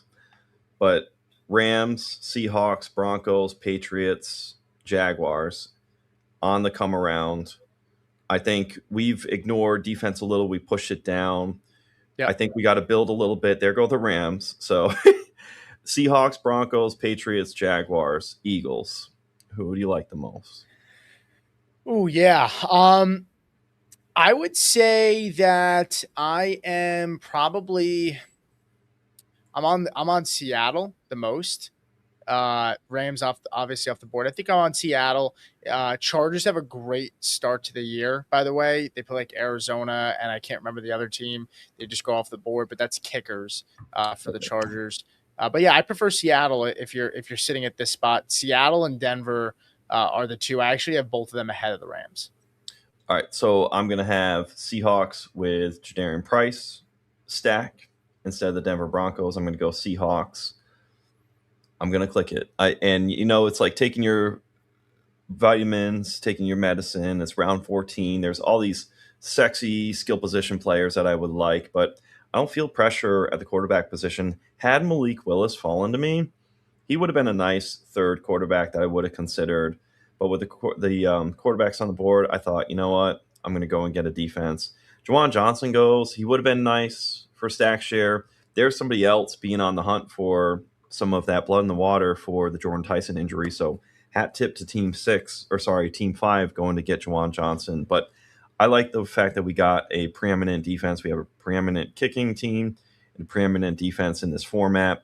We're going to want to get at least one of each somewhere else in this draft. But I like, hey, round 14, why not? And there's plenty of skill position players left. Yep, I'm totally with you there. By the way, if you guys are enjoying the show so far, we really do appreciate you guys being here. Please give us a thumbs up. I know I keep saying it, but it just really, really helps us out. When the Podfather comes back and he says and looks at the numbers and says, "Hey, how did Jeremiah and Pete do on their show?" And we're sitting here with a ton of views and we only get like 9, 10 likes. I mean, we got to get more. We got to pump those numbers up. So give us a thumbs up, guys. We really do appreciate it. Clearly, you guys are enjoying it because we've been sitting at like 20 to 25 live views on YouTube pretty much the entire show, which we very much appreciate. So don't get us wrong. Yeah, thank you. Give us a thumbs up. We very much appreciate that. Let's check the chat really quick, Jay, and then give us a little bit of a breakdown for the audio side. Just run through exactly who you have, but let's take a quick sec to go through the chat real quick. Kyle says, did you say who you'd keep, AJ or Kenneth Walker? Yeah, we said Kenneth Walker just because of the positional advantage, and in a keeper league, I just think it's likely that there's not many running backs left. He's just kind of chatting. He wants to know our thoughts on Cyrus Allen. We'll get to Cyrus Allen a little bit once it gets more closer to when he gets selected. And then he did talk about Jawan Johnson and also agreed that Emmett Johnson does look really good, Jay. So read off to the audio side, to the viewers on the visual side as well. Talk a little bit about your team and who you have so far. So we got the 103, and I went chalk with Jamar Chase. If it's one pick later, I'm going Amon-Ra St. Brown. But here nor there, Jamar Chase, Chris Olave, round 2 falls to me. We got that news of structured, crystallizing, no Jordan Tyson for at least the first month of the season. Then we take advantage of a drop with the ankle sprain. Jeremiah Love may not hit the lineup week 1, Pete, but round 3 cannot look a gift horse in the mouth. Josh Allen, round 4, falls. Gets a positional value there. Parker Washington, late round 5, falls to us. Jadarian Price in round 6. Casey Concepcion, we reach up. I don't want, a 20 gapper. He comes through in round 8 or round 9. I'm taking Casey Concepcion before anybody gets him. I think he's a round 5 player. That's how much I would pay up, is round 5. Jordan Tyson goes in round 8. Jonah Coleman's my third running back. Tyler Shuck, my second quarterback in round 10. The cool thing about this, Pete, was I was looking at Trevor Lawrence. I'm glad the board took Trevor Lawrence on me because there's a common bye week 7 with the Bills and the Jags. So now we got Shuck with week 8, Josh Allen, week 7. I'm not worried about the quarterback interfering for bye weeks. Isaiah Likely, my first tight end, our first tight end, Pete, in round 11. Dallas Cowboys kickers for tradition in round 12. Emmett Johnson round 3. You love to see it. And then the Seahawks defense, Super Bowl champs in round 14. What do you make of this team and where we're at? What do you think our direction should be in these next few picks, rounds 15 to maybe even 20? Yeah, I think still probably have to hit on some of these running backs if there's some value there. Kyle Monunga, really nice value, slips around 14 because of the injury for him. So major faller, hyperextended knee. Looks like he's going to be out a couple of weeks. I would try to at least fill up the running backs because we did take a little bit of risk. We are relying on 3 rookie running backs right now. We have 4 taken so far running backs, and we're relying on 3 rookies. So I would want to hit running back. What does that position look like right now? Who's available there? Yeah, at the top, we got Isaiah Pacheco, Tank Bigsby, Alvin Kamara, Brian Robinson, Kamani Vidal, and Katron Allen. I definitely don't want Katron. Honestly, Kamara is kind of interesting. Tank Bigsby and Kamara are the 2 guys that I think I'd have my eye on if I were you. Bigsby's a guy that you're not going to get much fantasy standalone value unless Saquon goes down. Kamara, I think you will get standalone value, but the ceiling won't be nearly as high unless, of course, ETN goes down. But I'd rather Bigsby or Kamara if we're saying, hey, one of these guys is going to be the starter due to the guy in front of them going down. I'd much rather Bigsby over Kamara. So that's kind of my thoughts, Jay. I don't know where you're thinking, but we might not even get them because if you're telling me that that's what's best that's left, good chance whoever the Saquon Barkley owner is might take Tank Bigsby pretty soon. So I don't even know if he'd even be available. So, but that's just kind of where my head goes, and we don't want to push or press, but it is getting thin, it sounds like, at the running back position. Yeah, and I think there's going to be some value wide receivers. Right now, we have 5 receivers through 14 rounds, which will be 15. So there are going to be some stabs that we want to take, especially if we think Jordan Tyson is going to be out. That leaves us 4 healthy receivers to hit 3 wide receiver spots, a flex spot. So there may be a little bit of a catch up that goes. I like Braylon Allen. Braylon Allen is a good pick. He was not higher up on the queue and good snipe pick there for that team. We're getting some. Oh, so my issue, though, I really do like Isaiah Davis better than Braylon Allen based on what I've seen. Granted, he gets hurt. Don't want to get stuck to my priors, but my problem with Braylon Allen is last year he looked phenomenal just the way he did in preseason just this last week. And then he just was like awful in season. He was terrible. So I feel like I've been down this road before. I feel like I've been got before, and I'm not really buying it. Yeah, I'm with you there too. With the Jets, I'm just trying to look and think about like who are the best, who are the best rookie or who are the best handcuffs that aren't like the top upper echelon. I assume Tajay Spears is off the board. Yep. I assume, we're looking to me at like when we're talking high upside. I know Mike Washington's off the board. Is Marshawn Lloyd available? Oh, that's a good one. Looking around the board, yeah, he went. Yep, he went in round 13. Okay, so explain him. Do you feel confident in him to be healthy? It sounds like he's healthy right now, and you can do nothing but go off of that because that's all we have. That's all we've got. Josh Jacobs, though, are you more pro Josh Jacobs or pro, hey, round 13 Marshawn Lloyd, and I'm going to fade Josh Jacobs, who could have suspension risk? No. But Nope. you're in because he went, I think, in round 5. You're in on Josh Jacobs. Yeah, that was a great value on Josh Jacobs. I'm very much in on Jacobs. I love the price that we're getting on him. I guess I'm just very surprised, Jay, how much people have faded Josh Jacobs. I understand he had the groin issue. I think people are worried a little bit about the suspension. I know Ian Rappaport came out and said it's a possibility, but Puka Nacua also got banged up with a little bit of an injury, and Puka Nacua also has the possibility of a suspension, and he's still getting drafted pretty high in the first round. I mean, that didn't really affect him too much. So, I'm not really totally understanding where people are coming from there. I think Jacobs should be a round 3 player. So getting him in round 5 is awesome value, in my opinion. So I went and I did kind of lie for a little bit just because I was like, you know what, Oh, f these people, man. I'm not. You're not taking these guys on me. It's funny. I'll talk about like Marvin Harrison Jr. and it's like, oh, if you want to take him, fine. Dalton Kincaid, fine. But I went Ray Davis, and I kind of like that as some sneaky stack share with Josh Allen. If there is to be some truth to utilization for the backs, pass game, James Cook maybe gets hurt.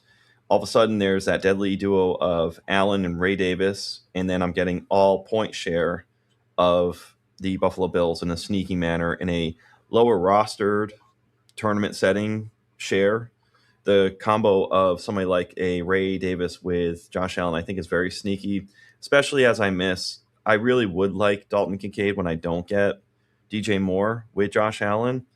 But be that as it may, I like something like this that's just unique, differentiated. And then you know how I feel about Damon Claiborne. I keep seeing him, Pete, go at least around round 15. So I'm happy that I didn't push fate here because Johnny Tuma, if anybody watched, he went Damon Claiborne in round 15 of that draft that Johnny had. I can't remember where we got him the week prior, but people are wise to him, and he's another upside play. For me to get Coleman, Evan Johnson, Ray Davis, Damon Claiborne, I'm super ecstatic. And you might notice from drafting with me, Pete, I really I'm a sucker for, like, look, ball up top.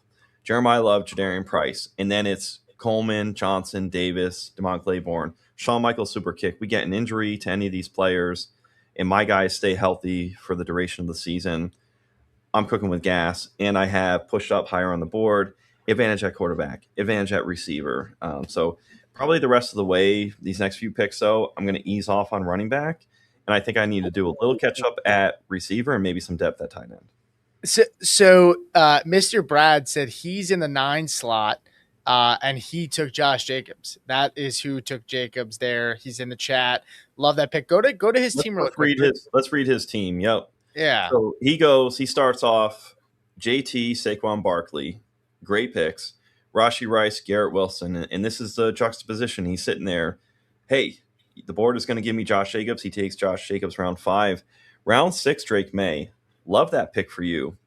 BTJ, Marvin Harrison Jr. I don't love those players, but I love that price of round 7 and 8. Goes Kyle Pitts for his first tight end in round 9. Love that. I consider Pitts in that area.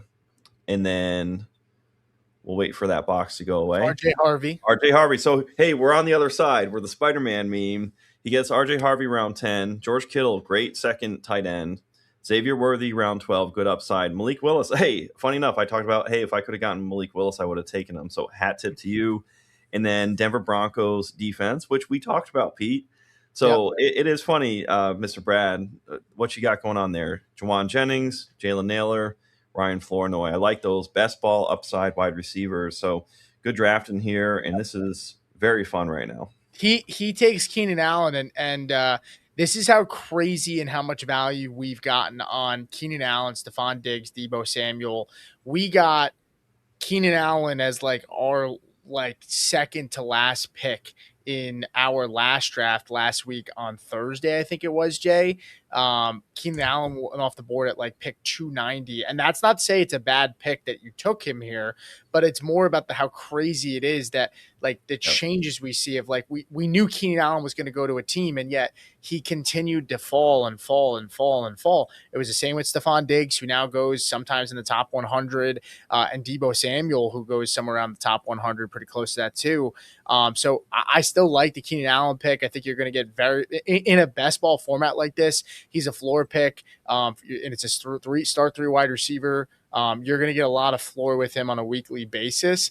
May not get the ceiling for him, but you'll get the floor, and I think he's going to play in that Michael Pittman role.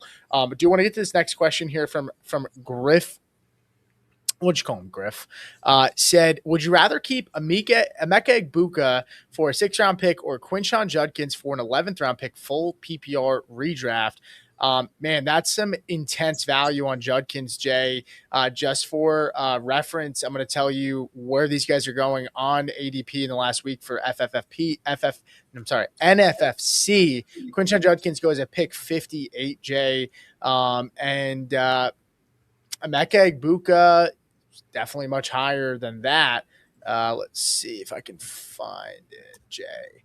Ibuka's going at pick 27. So, I mean, still really great values for both players here. I think if you're in a league that you think there's going to be a lot of elite running backs kept, I think you keep Judkins. I think you're fine. Egbuka may not be the value of what Judkins is in terms of how much you're getting saved because he's a 6th-round pick, but a 6th-round pick for Egbuka is still an impressive value when he's going in the high 3rd round, close to the 2-3 turn, Jay.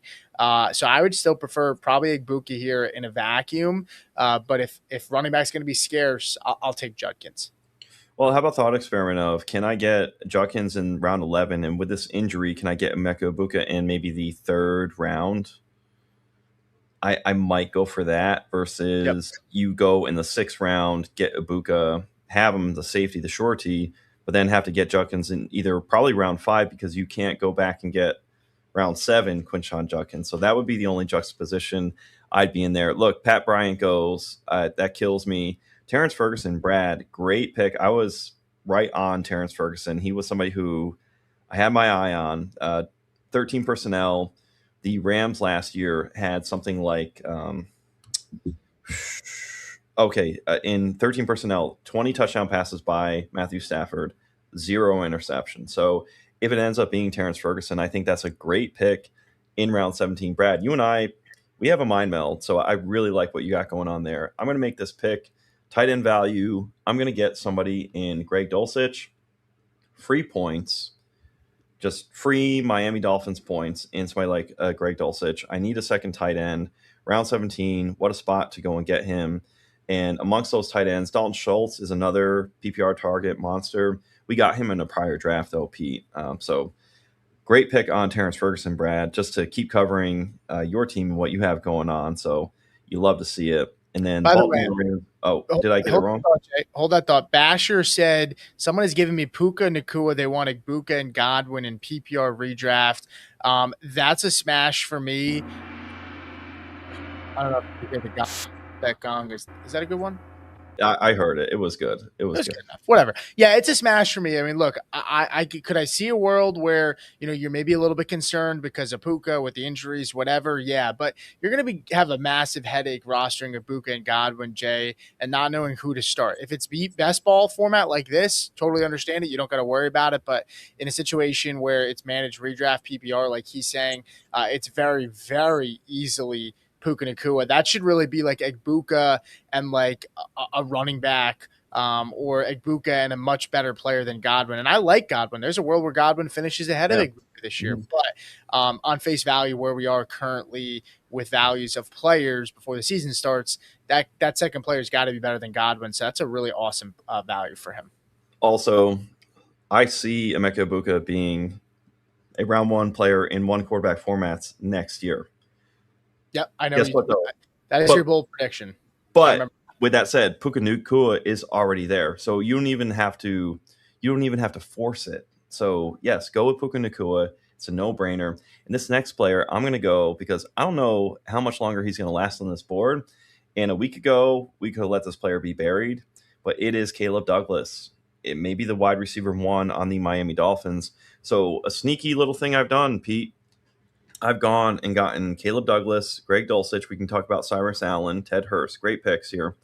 Pat Bryant had gone. He was in my range. But I've got just a unique where I don't have the stack with Malik Willis, but I've got Greg Dulcich and Caleb Douglas. And as much as we want to puke on the Miami Dolphins, round 17, round 18, I get a great pie share of an offense that is probably going to have to be a lot like the Cardinals of last year, Pete, where they're in throw mode. They're going to be behind all the time. A lot of that may go underneath to Devon Achane, but I like the idea of that. I just got a free tight end in Greg Dulcich, and I probably got a free wide receiver 1 in Caleb Douglas. He's a sleeper pick for me. Round 18 at this part of the draft, I don't really mind the ADPs. I think that's just like a structure that's out there, a false construct, as they call it. But talk about Cyrus Allen. Great pick there. Running with the ones. Do you think there'll be 3 wide receiver sets with the Chiefs in 2026 that get Cyrus Allen on the field? Or is he just going to rotate in a little bit more? Performing great at camp, Pete. Or is this like a little bit of insurance for somebody like a Rashee Rice who isn't fully on ramped?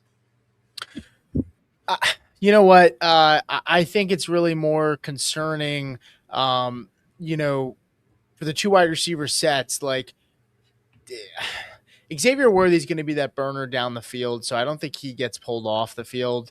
It is really more of like what happens in the 2 wide receiver sets. Rice is going to be able to block, so I don't think Cyrus Allen's going to get on the field a ton in those situations. But there's also a world where this is a room that doesn't have much talent.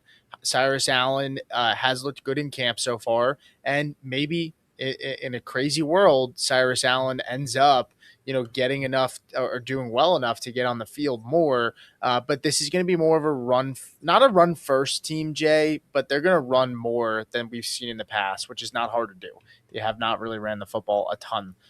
So, yeah, I think a lot of 12 personnel is going to be on the table here. Travis Kelce, Noah Gray. Noah Gray probably staying in the block, Kelce going out to run routes. That's what we're going to see a ton of this year.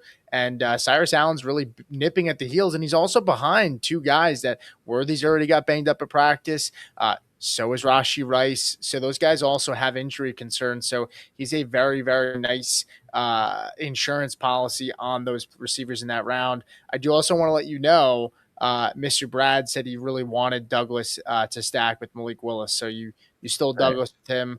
I think he stole a player or 2 from us. So it's only fair that we get him a little bit back. But Preppy Girl wants us to really, really badly answer her question, Jay. So let's just pull it up real quick, and then we'll get an idea of what you're thinking. She said she gets, or let's just say she can either have AJ Brown or Zay and Terry. So the trade is AJ Brown on one side, Zay Flowers, Terry McLaurin on the other side. It's a PPR flex in redraft. Which side do you prefer here? I think I probably still prefer AJ, but if it's a start 3 wide receiver league, I probably would lean towards Zay and Terry J, because I do see a world where Zay beats out AJ this year just because I'm super high on Zay, but ultimately AJ is the best player here by far, in my opinion. So it's got to be a 3 wide receiver. If I'm going to get bulk, I'm going to want to take Zay and Terry. Usually you take the best player available, but you can make an argument that if Terry McLaurin gets 10 targets a game, Zay Flowers gets peppered, and he finishes and continues on from that late finish where he was wide receiver 7 overall last year. Give me both of them versus AJ Brown. Prior to a trade where we wanted more, it was Puka for Ibuka and Godwin, and you thought, hey man, I want a little bit more than Godwin as that second piece. This is a trade where from AJ Brown to get Zay Flowers, and then the second piece is Terry McLaurin. And if this is redraft, as I understand, give me the Zay and the Terry McLaurin side. You got 2 players, you got a round 3 and maybe a round 4 player in Terry McLaurin in the redraft streets, where you have a 1-2 turn player and somebody like AJ Brown. I don't think it's war value. I think you're going to cut in, and you're just going to get more beneficial points. And then I would just beg to wonder who would be the other player in the lineup next to AJ Brown that would beat out a Terry McLaurin in this trade, because it's AJ Brown, Zay Flowers, Terry McLaurin. Who's that second player who's going to be underneath AJ Brown to fill out to compete with somebody like Terry McLaurin? That would be the only question that I would have. But I actually lean towards Zay and Terry McLaurin, and I don't think that's being safe either. I think we get ceiling seasons out of Zay and McLaurin. We get it out of AJ Brown, but hey, I'm getting 2 ceiling players to 1 AJ Brown. Yeah, and I can understand that. That's why I said if it's a start 3 wide receivers, I understand it, because there's more positions that you need to fill. Where if it's a 2 running back, 2 wide receivers, and a flex, I still prefer AJ. You talk about him at a 2-3 turn. I have AJ as my 14th ranked player, so I view him closer to a 1-2 turn player than a 2-3 turn player. That's just me. I do have Zay Flowers at pick 26, so I'm ahead of consensus on him. I view him close to a 2-3 turn player, and then I'm ahead of consensus on Terry as well. I have Terry at pick as my 39th ranked player, so pretty much very close to being a round 3 player for Terry. So get the rationale there. But hopefully we answered the question, gave you a couple different perspectives there. Thanks for tuning in. Make sure you hit that thumbs up. Make sure you subscribe if you're not already. We got 24 people live here on Player Profiler. We're going to take a quick break. Jay's going to make his pick. He just picked Deshaun Watson. We'll hear on the return back what his thought process was when we come back. The NFFC, my favorite high-stakes fantasy platform. Why? Third round reversal, Kentucky Derby draft slot allocation. So it's a lottery-based system where you can put in your preference, where you want to draft. It's full PPR. There's 3 receivers. It's the best place to play fantasy football, especially for high stakes. And now they've combined with the FFWC. They have a lot more contests to offer. In fact, they have the Double Crown bonus where you can join the NFFC Primetime. And if you win that, 300 grand. You can also join the Circa World Championship, and that's 200 grand. You win both, you win $1 million. So go to playnffc.com/profiler and check the show description for a number of promo codes you can use. First time 100 to get $100 when you sign up, but also every time you sign up for a new contest, we give you codes to use to get discounts on those entry fees as well. Thank you to the NFFC. They make our podcast network what it is. All right, before we get to what transpired prior, I feel like this is a good time. There's going to be a run on defenses, Pete, in the 20 gap that we have. So here at the top, Lions, Packers, Bills, Falcons, Saints, Chiefs, 49ers, Giants. Any of those teams? Saints? Okay, beautiful. Let's go. Get them, grab them. They're ranked 239. When's their bye? Week 8. Okay, good. Seattle's week 11, so just making sure. I'll make that pick, and I know you like the Saints as a defense, so that's a fun one. When the run of the early to mid-tier has gone, you tend to like the New Orleans Saints defense. Let's talk about a little bit, Pete. What did occur, though, before I went and took Deshaun Watson? I had the Browns quarterbacks on my mind. I've leaned Watson, actually, to become the starter, be the starter to start the year. And whoever gets the keys to this Browns offense is going to be phenomenal. I get a stack with Casey Concepcion. I don't know how it's going to be for 17, 18 weeks of the NFL season, but I like the fact that kind of triggered the stimulus of I can't wait on to my second pick to go and get Deshaun Watson as my third quarterback. I had to get him on the front end. And then I was thinking about Zachariah Branch as a boom type of wide receiver that we could get at this pocket of the draft. Goes one pick before me. So great pick there, team 4 on Zachariah Branch. 2 back-to-back picks, Cyrus Allen, Zachariah Branch. Hat tip there, great picks. We see a little run of defense go. The Detroit Lions person went with the Browns and the Lions, team 2. But it's funny, that was kind of on my mind. So team 2 had the same thought. I think everybody else is just chasing now. Downflow domino effect from that. But I'm glad we got the Saints. And Pete, this is good for us. We're 10 more rounds, and we've got ourselves 2 defenses. We finally did it. We're probably going to look for another kicker at some point, and then we're going to fill out our position players. What position players do you think we need to go towards for a build? We have 3 quarterbacks. We have 1, 2, 3, 4, 5, 6 running backs. We could probably use more running backs. And I have 6 receivers. Is that right? 5, 6 receivers. So we probably got to go a little bit trade back and forth between receivers and running backs. I have 2 tight ends. Yeah, I think it's really now you're just playing the board and just taking play. I don't think it's a matter of how many, at this point, you filled out enough. It's a deep enough draft. You can pretty much just free flow here and just pretty much take value as it comes to you. Devon Vele, we talked about, is a player that I would consider just because you get that stack, another player in that Saint stack. You could also start maybe looking at Bills players, maybe a Skylar Bell later, maybe a Keon Coleman if that's of interest to you. Yep. I do want to pull this question real quick from Fam first. It's a good it's a good starting point. He said, "What kind of draft is this? I'm watching this and this is really confusing me." And then he said, "Oh, never mind. I'm just late." I was like, "Why are they drafting defenses first?" I think it's because when the board was scrolled Yeah. up, Yeah. when the board was scrolled up, he probably didn't see it. Mr. Brad said Vele was taken at round 16. Good catch. I didn't realize Yep. that. So I maybe, typed him in. He not there. yeah. Is Bryce Lance gone too? No, I don't. Okay. I don't think so. And I He's don't know still that you can there. take it aside, but I was just curious. That's But okay. Look, if he's there, fine. But there's a degree of I have two Saints players. Like, what if yeah, I would have gotten Jawan accurate. Johnson? Is it overkill at a certain Yeah, point? Because yeah, in a way, am I betting against myself? The discount that I got on somebody like a Jordan Tyson. See, that number one, this is all cope. You just learn to cope with whatever happens on the board, but at the same time, you can tell a story, a narrative, and that's what's fun about this because you chop up a redraft. Pete, weekly, we're making our waiver wire picks, our defenses, and our kicker streaming, right? And you just kind of play in, week out.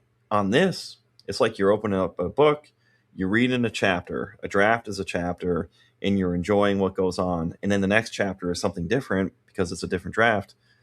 But you kind of fit it all in, almost like a short story, into one event because that has to play out for the duration. So we're projecting a whole redraft season packed into this best ball contest.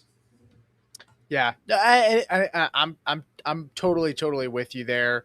I do think it's a good time to take a break, not take a break for a cup break, but just a break to remind the folks of what we're doing here with NFFC. This is the best ball championship draft. Fan First did kind of say, "Hey, what is this draft?" So we'll explain it. This is a 30 round best ball draft on high stakes NFFC. If you ever want to try this out, Jay, do about one of these a week, and other player provider hosts are doing as well. You draft against us. Mr. Brad is actually in the draft in the 9th spot. But if it's your first time, you use first time 100 at registration. You get $100 off the draft, which costs $150. And if you've already used that code before, there's plenty of other codes that's in the description right now. You can use to get money off the draft. But the way the draft goes, there's 12 teams in this draft. It's 30 rounds. It's a third round reversal. There's also Kentucky Derby draft style, which pretty much prior to the draft, you set your preferences for what you want to pick with the draft. And then essentially, it's like they randomize the draft order. And like if I get the number one, it's like, what's my first preference? That's what pick I get. Okay, who's the next person? Okay, what's their preference, right? And then that's how it kind of goes and goes and goes. So that's a cool little added addition. $30,000 up top at the grand prize, $800 to the first place in your division. And then there's a second and third place prize as well. Plus, there's consolation prizes on top of it for those that do not win inside that division. And there's plenty more prizes outside of $30,000 and outside of your division. So it's a really, really cool format. It's cumulative. It's 1 through 17. Start 2 wide receivers. Do not have to make any roster decisions. You set it and forget it and optimize your lineup. You don't have to make any decisions at all. You draft, you look week by week, see how the team's doing, but it's going to put the best lineup out there based on what they know each week. So it's a lot of fun. We've had a lot of fun here, so thank you so much to NFFC for supporting us and being our sponsor for the show. Jeremiah, you are now on the clock. You took Sean Tucker, and then you take the Tampa Bay Buccaneers kickers, which again kind of goes back to what we talked about last week, where we have to start making sure we take at least 2 kickers, 2 defenses. But also, there are teams, a lot of teams, Jay, that are taking 3, 4 defenses, even kickers too. So why don't you talk to the Yep. about what the strategy is behind that? Hey, yeah, and it's really good with the defenses and kickers. We've gotten 2-2 now. We are 22 rounds in, and we have pushed to where we had a kicker, we had a defense, and the whole run went. All the teams got picked on defense. So fortunately here, I was able to get a second kicker team. So now I have the Seahawks, the Saints as my defenses, and we have now, Pete, the Dallas Cowboys and the Tampa Bay Buccaneers as our team kicker. And all I can remember last year, I have a dynasty league where I have Chase McLaughlin. And don't ask me why there's kickers in the dynasty league, but damn it, I have Chase McLaughlin. and he was phenomenal to have. It's the Buccaneers offense. So I'm just sitting there like printing points, getting the Tampa Bay Buccaneers. And let me look at their week 10 to the Cowboys week 14. So I feel like, Pete, we have a positional advantage at the kicker position with, okay, it's going to be the Dallas Cowboys, and then the Tampa Bay Buccaneers. They're just another one who maybe they're the seventh best kicking team, but my God, the points are there. They can hang 30 burgers every week and have a couple of field goals in there, a bunch of extra points, built-in points that are there. And then, of course, when you get into the fractional scoring element, Chase McLaughlin is hitting a 55-yarder. You're thrilled to just, maybe he hits two of them in a game, and you're like, okay, cool. This is how we get some of those printed points and get some best ball advantage. And then I decided to go with Sean Tucker, just another running back. He fell. He was near pick 250 there, and he was like 202. So he was not getting picked. I think there's all the bullish news about Kenneth Gainwell. And of course, the fruition of Bucky Irving. Like, it's going to be log jammed at the top, but it does never fail. In his career, Sean Tucker finds one or two games each year to just ball out. So in round 21, realistically, if I get 2 or 3 weeks of hit spike weeks where he's a top 2, top 3 running back, which he's shown at times in a given week, then that's a massive payout. I would take that right now for what you're getting the boom bust versus a lot of these players in these next 7-8 rounds, Pete, might be getting you 4 points, 6 points, stuff that doesn't move the needle. So if I can get a couple spike weeks, going back to, I would like Caleb Douglas in round 18 to kind of be in a week in, week out player. He could end up being a league winner, a tournament winner, or a tournament shifting type of player for me. But as we get and whittle down here, if it ends up being somebody like a Bryce Lance, I'm not expecting week over week goodness. I'm hoping for 2 or 3 good weeks throughout the year that can just push up my point total and get me right. Yeah, I'm with you. By the way, great analysis on explaining a little bit as to why why we are drafting kickers, defenses, and looks like you might have just timed out. So go ahead and pull that back up. Just hit lobby. If you hit lobby, you should be able to get back to it. Just click that right there, and then you should be able to enter. Go scroll back up real quick. Go to my team. Sorry. Yeah. And then it should be this. Yeah, there you go. Should be the second one, I think. Oh, yeah. Yep. Don't know why I did that. Yeah, I think maybe hit the home button on that, or there you go. Yeah. And then, yeah, you should be able to hit the draft from the top. Right at the top, it says draft.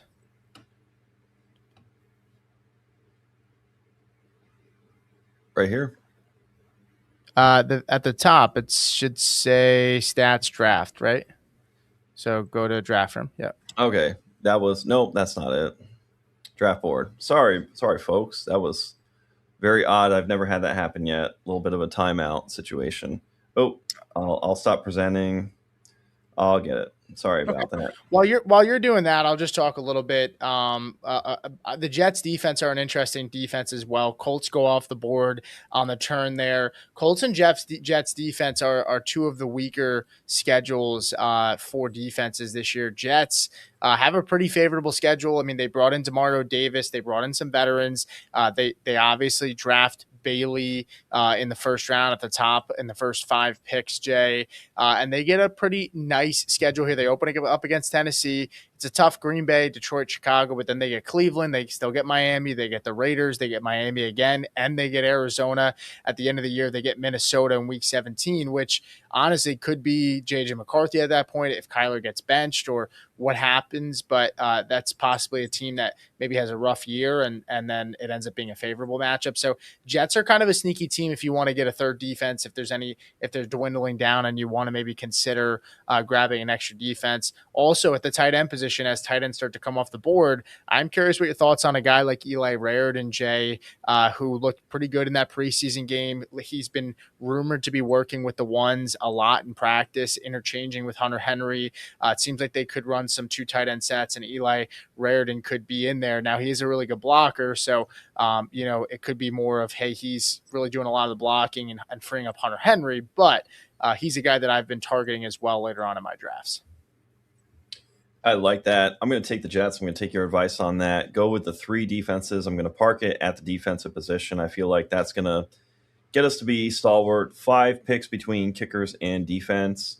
I'm going to be happy with that. I have a couple of receivers in the queue, so whatever comes between now and then, I'll make my pick depending on how it's looking. So I'm excited about the picks that I have coming up. And Eli Raritan, though, you mentioned, I think he would be worthy. We did see Hunter Henry did get, what was it, a 2-year contract extension, but sometimes players just cannot be denied. What do you make, though, a rookie tight end? Break it down with Stowers and Sadiq. How much faith do you have in them as rookies because of their prospect profiles versus somebody like an Eli Raritan? Do you see Eli Raritan having a path to being able to play this year? I do see a path. I think he'll be out there. It's just a matter of how much will he play. Is definitely really the biggest factor for him. By the way, he said Raritan maybe emergency May backstack. Yeah, totally agree with that. And I think he has Drake May. So I think he's trying to tell us to back off. But I don't know that we need to take Raritan this high anyway. But it's something to consider. Where are you leaning now? You're up in 2 picks. Is there anybody that sticks out to you that's still left on the board? Have a couple of receivers, have a couple of running backs that are of mind, and boom, this is the beauty of sometimes you go away from your skill position players because you fill in the kickers in the defense and you think, oh no, all the players that I want are going to be gone. But how about we get a player here, Pete? Did he not just sign Najee Harris? Did he not just sign with the Giants? He did just sign with the Giants. Yep. He just signed with our team. So we have Najee Harris now. If there's any kind of bearishness, people think, okay, Tyrone Tracy got blown up in that rep. And Jackson Dart's asking why he's going to the blue medical tent. Well, man, you were on the ground for about 30 seconds.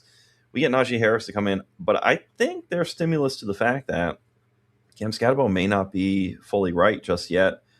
Is Najee Harris more of an anti-Tracy pick or a deterrent to the ceiling of Cam Scatabo? Because you seem to be of the mind that you're getting discount Scatabo. One thing that I saw in that route that people were picking apart with Scatabo was, hey, he doesn't trust his lower body yet to turn. But part of me was wondering, well, were you just doing that on the Giants' crappy field and understanding that you don't want to trust the field yet? Maybe you trust yourself, but on that surface, you don't want to run the full route. So what do you think is smoke or noise between Cam Scatabo and what we have now with Najee Harris on our team? Yeah, I think Najee's not really more of a threat to Scatabo. It's going to be a pass protection player. Scatabo can hold up in pass pro too. Also, I think I saw a guy that covers the Giants that talked about how Harbaugh has historically the last couple of years, I think, carried 4 running backs plus a fullback on the roster. So I guess it's not super surprising. And maybe they just want to lift the floor in that room, considering the injury history with Scatabo and some of the concerns that they might have a little bit with Tracy, especially as a guy to hold up in pass pro. And when you see your starting quarterback, your prized possession, get knocked around like he did, you might kind of say, hey, well, Scatabo is a guy that could miss some time. And if he does, we don't want to leave it up to Tracy to be the guy back there protecting him if there are some concerns, with him in pass protection. Yeah, it'll be interesting. I am not enamored one bit with Najee Harris, but I do recall, I think you took him in one of the drafts that we did together, and it was just a thought stimulus of he's going to land and operate and circle onto a team, and here he is, landed and circled and operated not too far from JFK Airport, going to the New York Giants, and we'll see what that does to Cam Scatabo. May end up presenting a gift. I'll be interested to see if Cam Scatabo's ADP drops or plummets. Looking at the board, the next 7 picks, Pete, are defenses and kickers. So get them while you can, because I think we're about to be all out on both positions. There goes my sweet Isaiah Davis. Love to have him. He's gone. Taj Brooks, good back-to-back picks for upside cuff running backs. I really do like Davis and Taj Brooks. As much as Braylon Allen is showing ahead, my God, if you watch Isaiah Davis, he looks so electric. And Taj Brooks, the Bengals seem to trust him, Pete. They didn't bring in any running back competition. As much as you're high on somebody like Chase Brown, I know, is it Samaj P. Ryan who's still there in pass downs? Yep. Do you trust, who do you want, Samaj P. Ryan or Taj Brooks, if it's not Chase Brown? Um, did you say Samaj P. Ryan's and Taj Brooks? Yeah, Taj Brooks. I thought you said Samaj Brooks for some reason. But yeah, Well, I might have, my bad. no, you're good. It's Taj Brooks for me. Not to say that he's going to be better than Samaje P. Ryan, but I'll take the younger player all day over P. Ryan, who just doesn't have much upside. As it is, he might have a small role, but even if Brown was to go down, I don't know how high that ceiling is for him. Yeah, we see Jeremy Bernard go off. All this stuff, Pete, about Jeremy Bernard being fourth on the depth chart, I don't buy it one bit. He looked amazing in the Green Bay game, showing off a lot of what I've seen in the pre-NFL draft process. I really like Jeremy Bernard, the prospect. And here he is as a pro, now going in round 25. What do you make of Jeremy Bernard? What's going on with the Steelers? Are you a Michael Pittman Jr. person, or is it DK Metcalf? Is it just a little bit of Spider-Man meme with all three of these receivers? Who do you want in that passing game? Maybe throw in somebody like a Pat Freiermuth.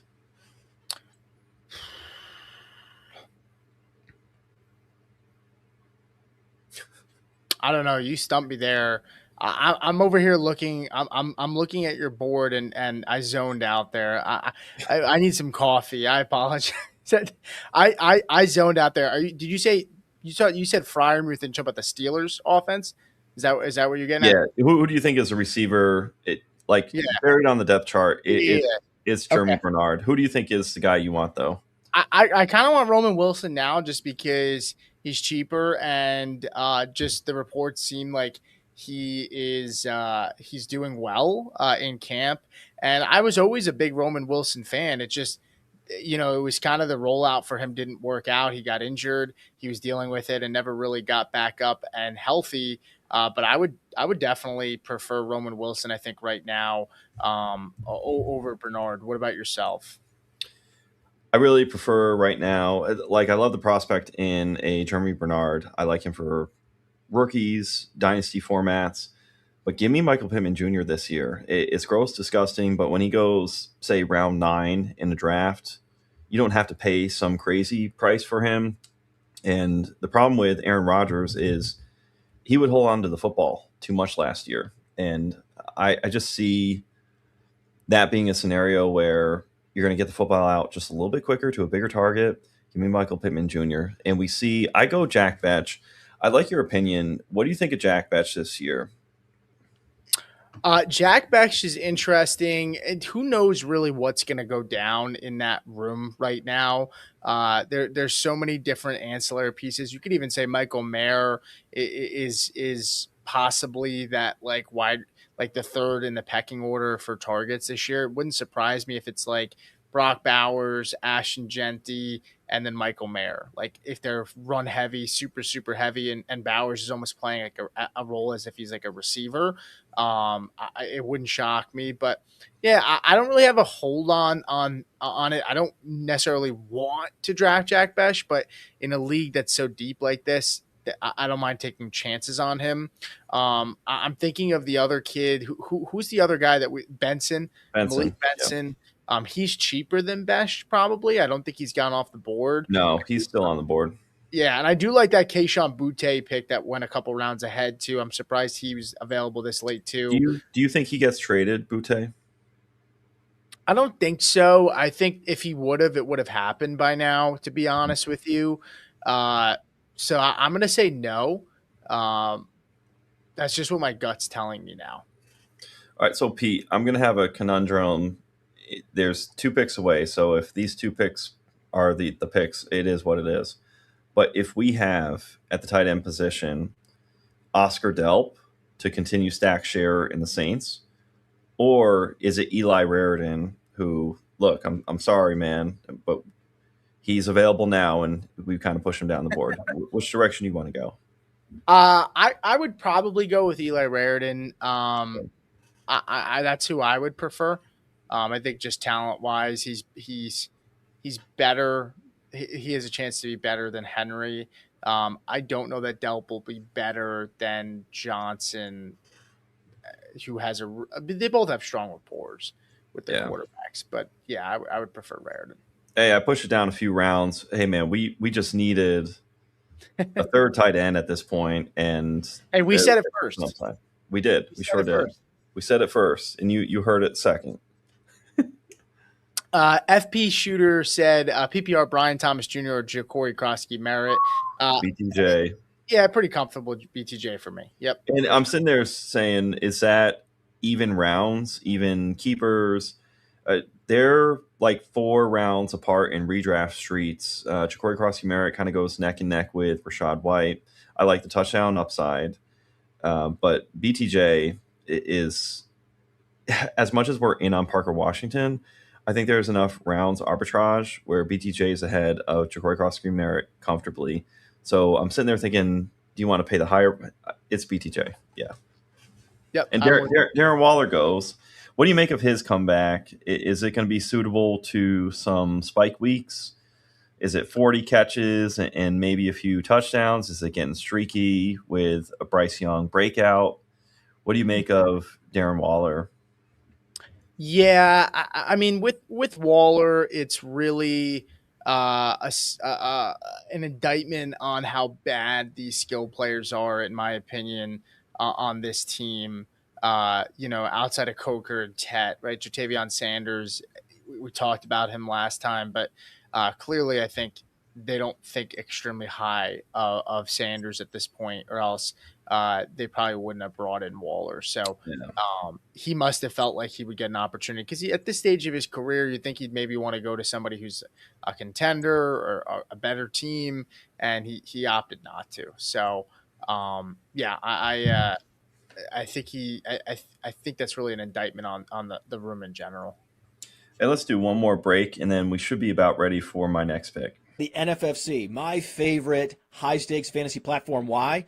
Third round reversal, Kentucky Derby draft slot allocation. So it's a lottery-based system where you can put in your preference, where you want to draft. It's full PPR. There's 3 receivers. It's the best place to play fantasy football, especially for high stakes. And now they've combined with the FFWC. They have a lot more contests to offer. In fact, they have a double crown bonus where you can join the NFFC Primetime. And if you win that, 300 grand. You can also join the Circle World Championship, and that's 200 grand. You win both, you win $1 million. So go to playnffc.com/profiler and check the show description for a number of promo codes you can use. First time 100 to get $100 when you sign up, but also every time you sign up for a new contest, we give you codes to use to get discounts on those entry fees as well. Thank you to the NFFC. They make our podcast network what it is.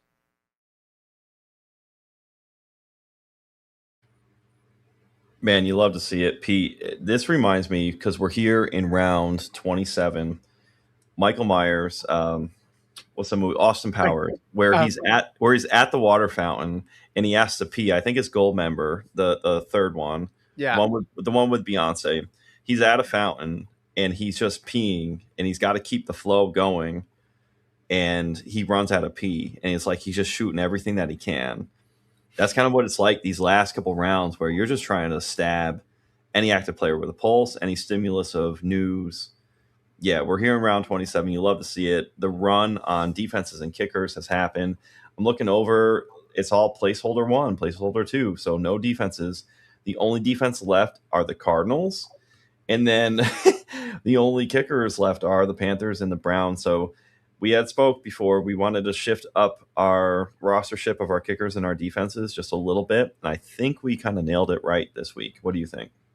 Yeah, I think so too. And we got some good suggestions by a couple it was a veteran in the chat that was talking to us a little bit about what his thoughts were.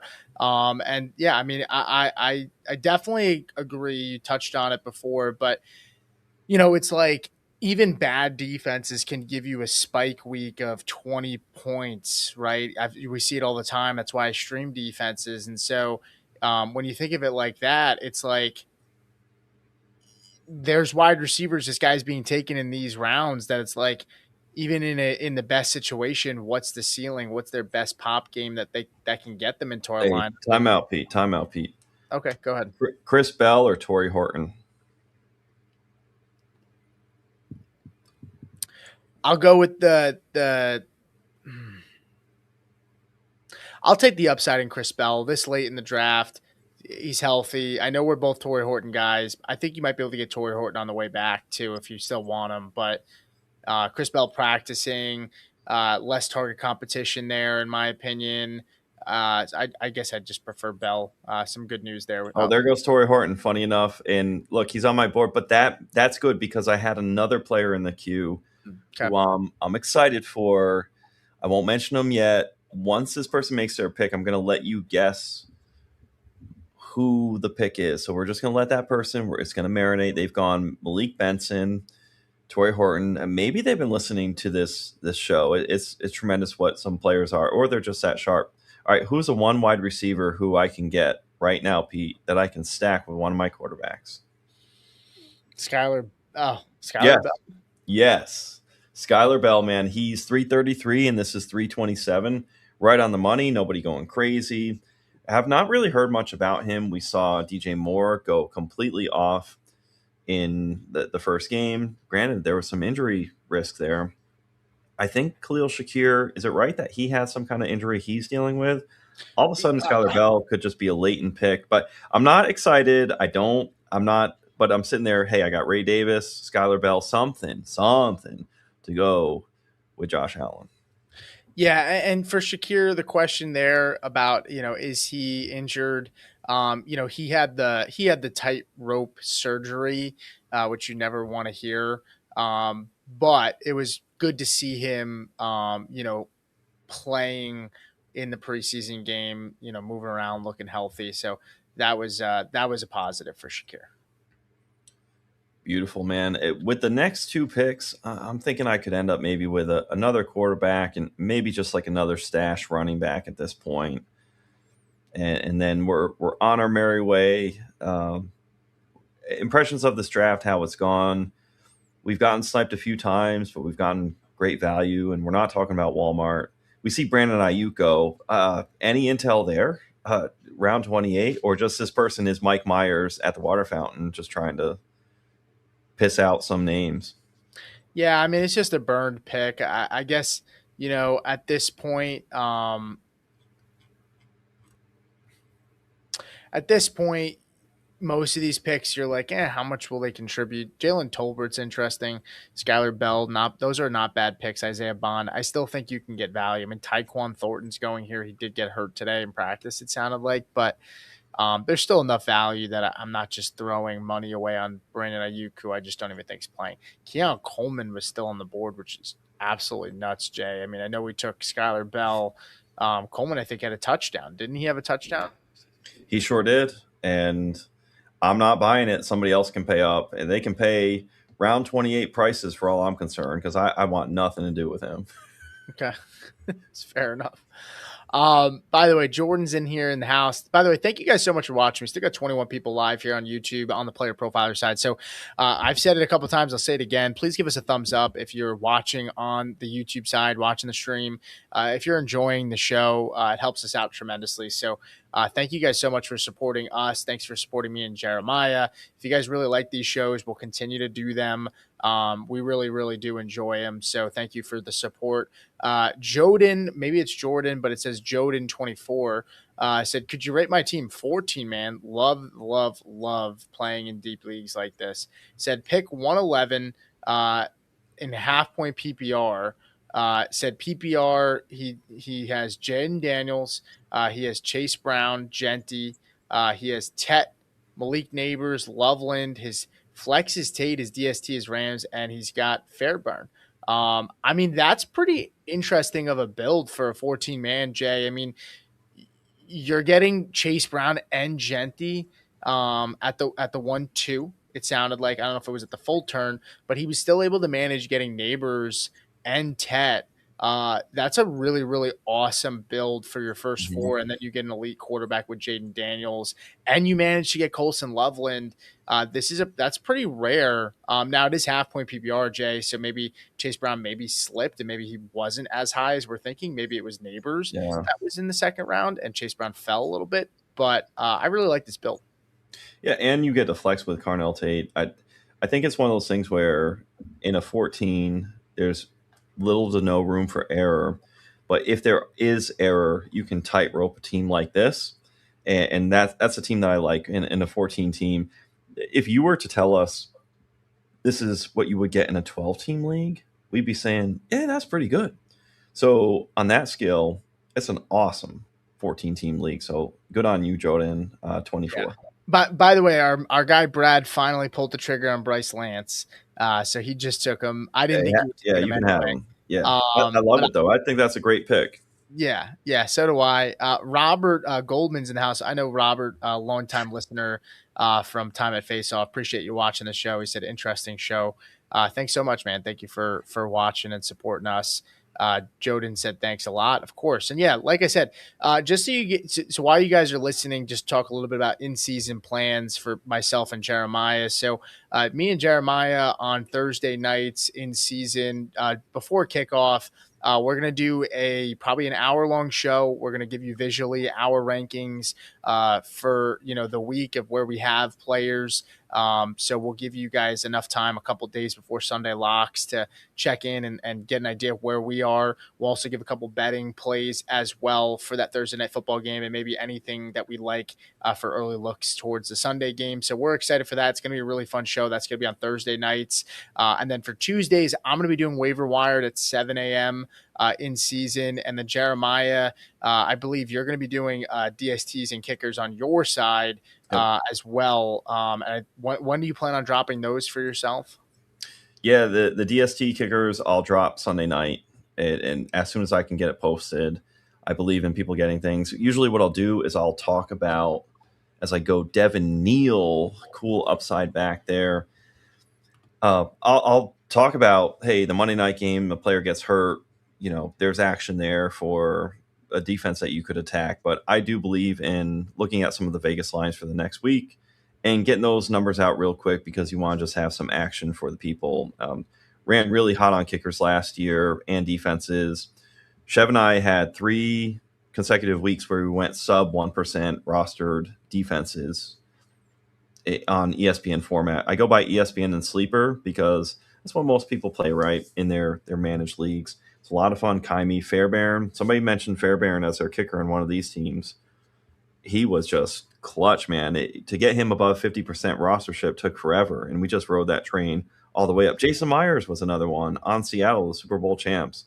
He crushed. So it's a whole lot of fun, and it's fun getting knowledge from UP because I know you're a real sharp gamer in the defensive streets, and it's gonna be fun Thursday nights, chopping it up, maybe posting out some bets that we may be interested in, and all this player knowledge, all this depth chart from round 20 to 30.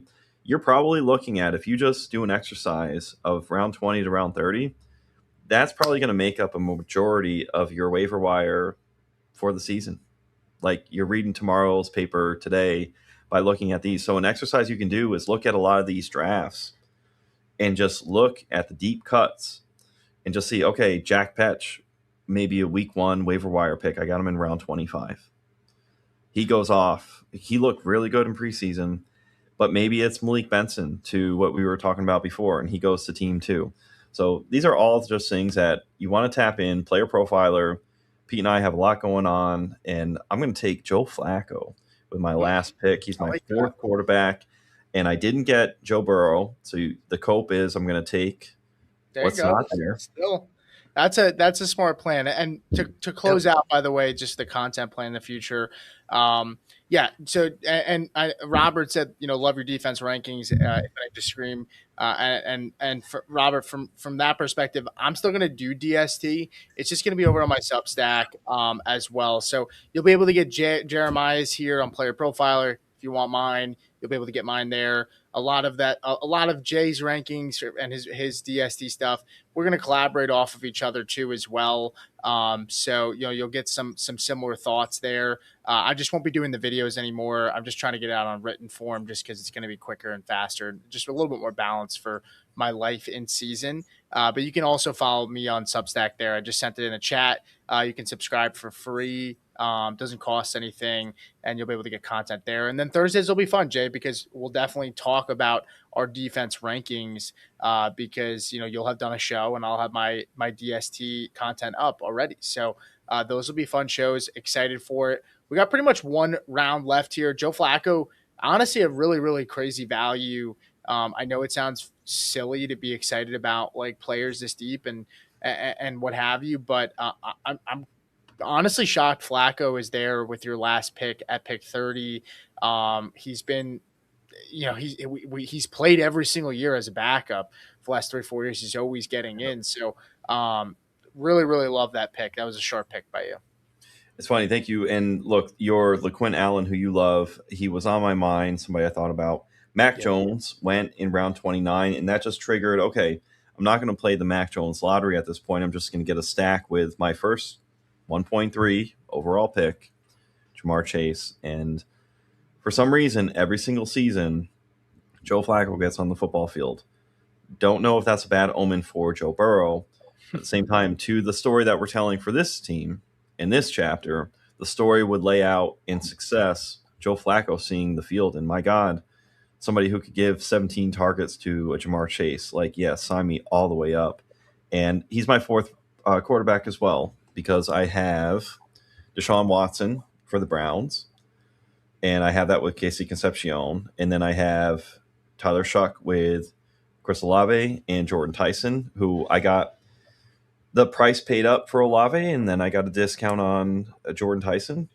And then now I have a stack share with Joe Flacco and Chase. And then Josh Allen, I have the craziest backdoor of Ray Davis and Skylar Bell. So you love to see it. And, we'll see what happens with the team. Let me read it off, Pete, and just give your impression. I'll just explain it. I kind of talked about how I felt about it. You can talk about it, and then we'll wrap the show up. Jamar Chase, round 1. Olave, round 2. Jeremiah Love falls in round 3. Josh Allen falls in round 4. Parker Washington falls in round 5. Jadarian Price, round 6. We reach a little for KC Concepcion, round 7. Round 8, a little dip on Tyson. Jonah Coleman at round 9. Tyler Shuck to complete the Saints stack with Olave and Tyson in round 10. Our first tight end was Isaiah Likely, round 11. We keep the tradition of the Cowboys. I don't know what we'll do if we never get them. The Cowboys kickers in round 12. Emmett Johnson, round 13. Seahawks defense in round 14. Back-to-back, round 15-16, Ray Davis and Damon Claiborne. Our second tight end in round 17, Greg Dulcich, and Caleb Douglas following in round 18, so 2 Dolphins there. Round 19, Deshaun Watson completes the stack with Casey Concepcion. We get the Saints defense, Sean Tucker, Tampa Bay Buccaneers, kickers, Jets defense. Round 24, newly signed Najee Harris with the Giants. Jack Betch in round 25. We'll see if he's a Raiders receiver we want. Eli Raritan, we tried to push him down the board. We sure did, and we got him in round 26. Chris Bell, Skylar Bell, did not mean to do that. 27-28 respectively. Devin Neal, an upside low-key play in the Saints backfield. And then Joe Flacco to wrap it up in round 30. So your thoughts, Pete?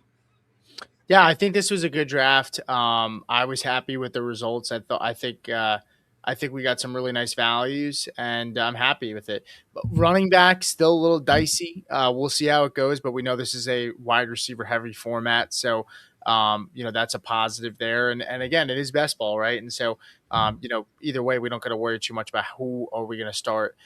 So yeah, we love that. And by the way, still 21 people live here on Player Profiler on the YouTube side. So again, thank you guys so much for watching. Make sure you guys tune in. If you guys like mine and Jay's content, we are coming out with content every single week. Me and Jay are doing at least 2 videos together, and then I've been posting, some videos here and there. I just had Jeff Moeller on, injury doctor over at Fantasy Points. He's going to be dropping a video with me that's coming out later this week. Me and Jeremiah are probably going to do a mock draft with live players, a lot of sharp players earlier this week as well. So excited for that. Looks like we have one more question, and then we'll send us out of here. Hey, man, give me a Mecca Buka. It's all the way. I love Terry McLaurin. Happy PR. Send it for a Mecca Buka. The ADP dip that you might get from the injury for a Buka will still have him ahead of Terry McLaurin. So for all my money, I want somebody like a Mecca Buka. So great question. Thank you, everybody, for showing, tapping in. 5 stars, like, rate, review, thumbs up, share, all the stuff for us. It goes a long way. Thanks for tapping in. We will see you next week.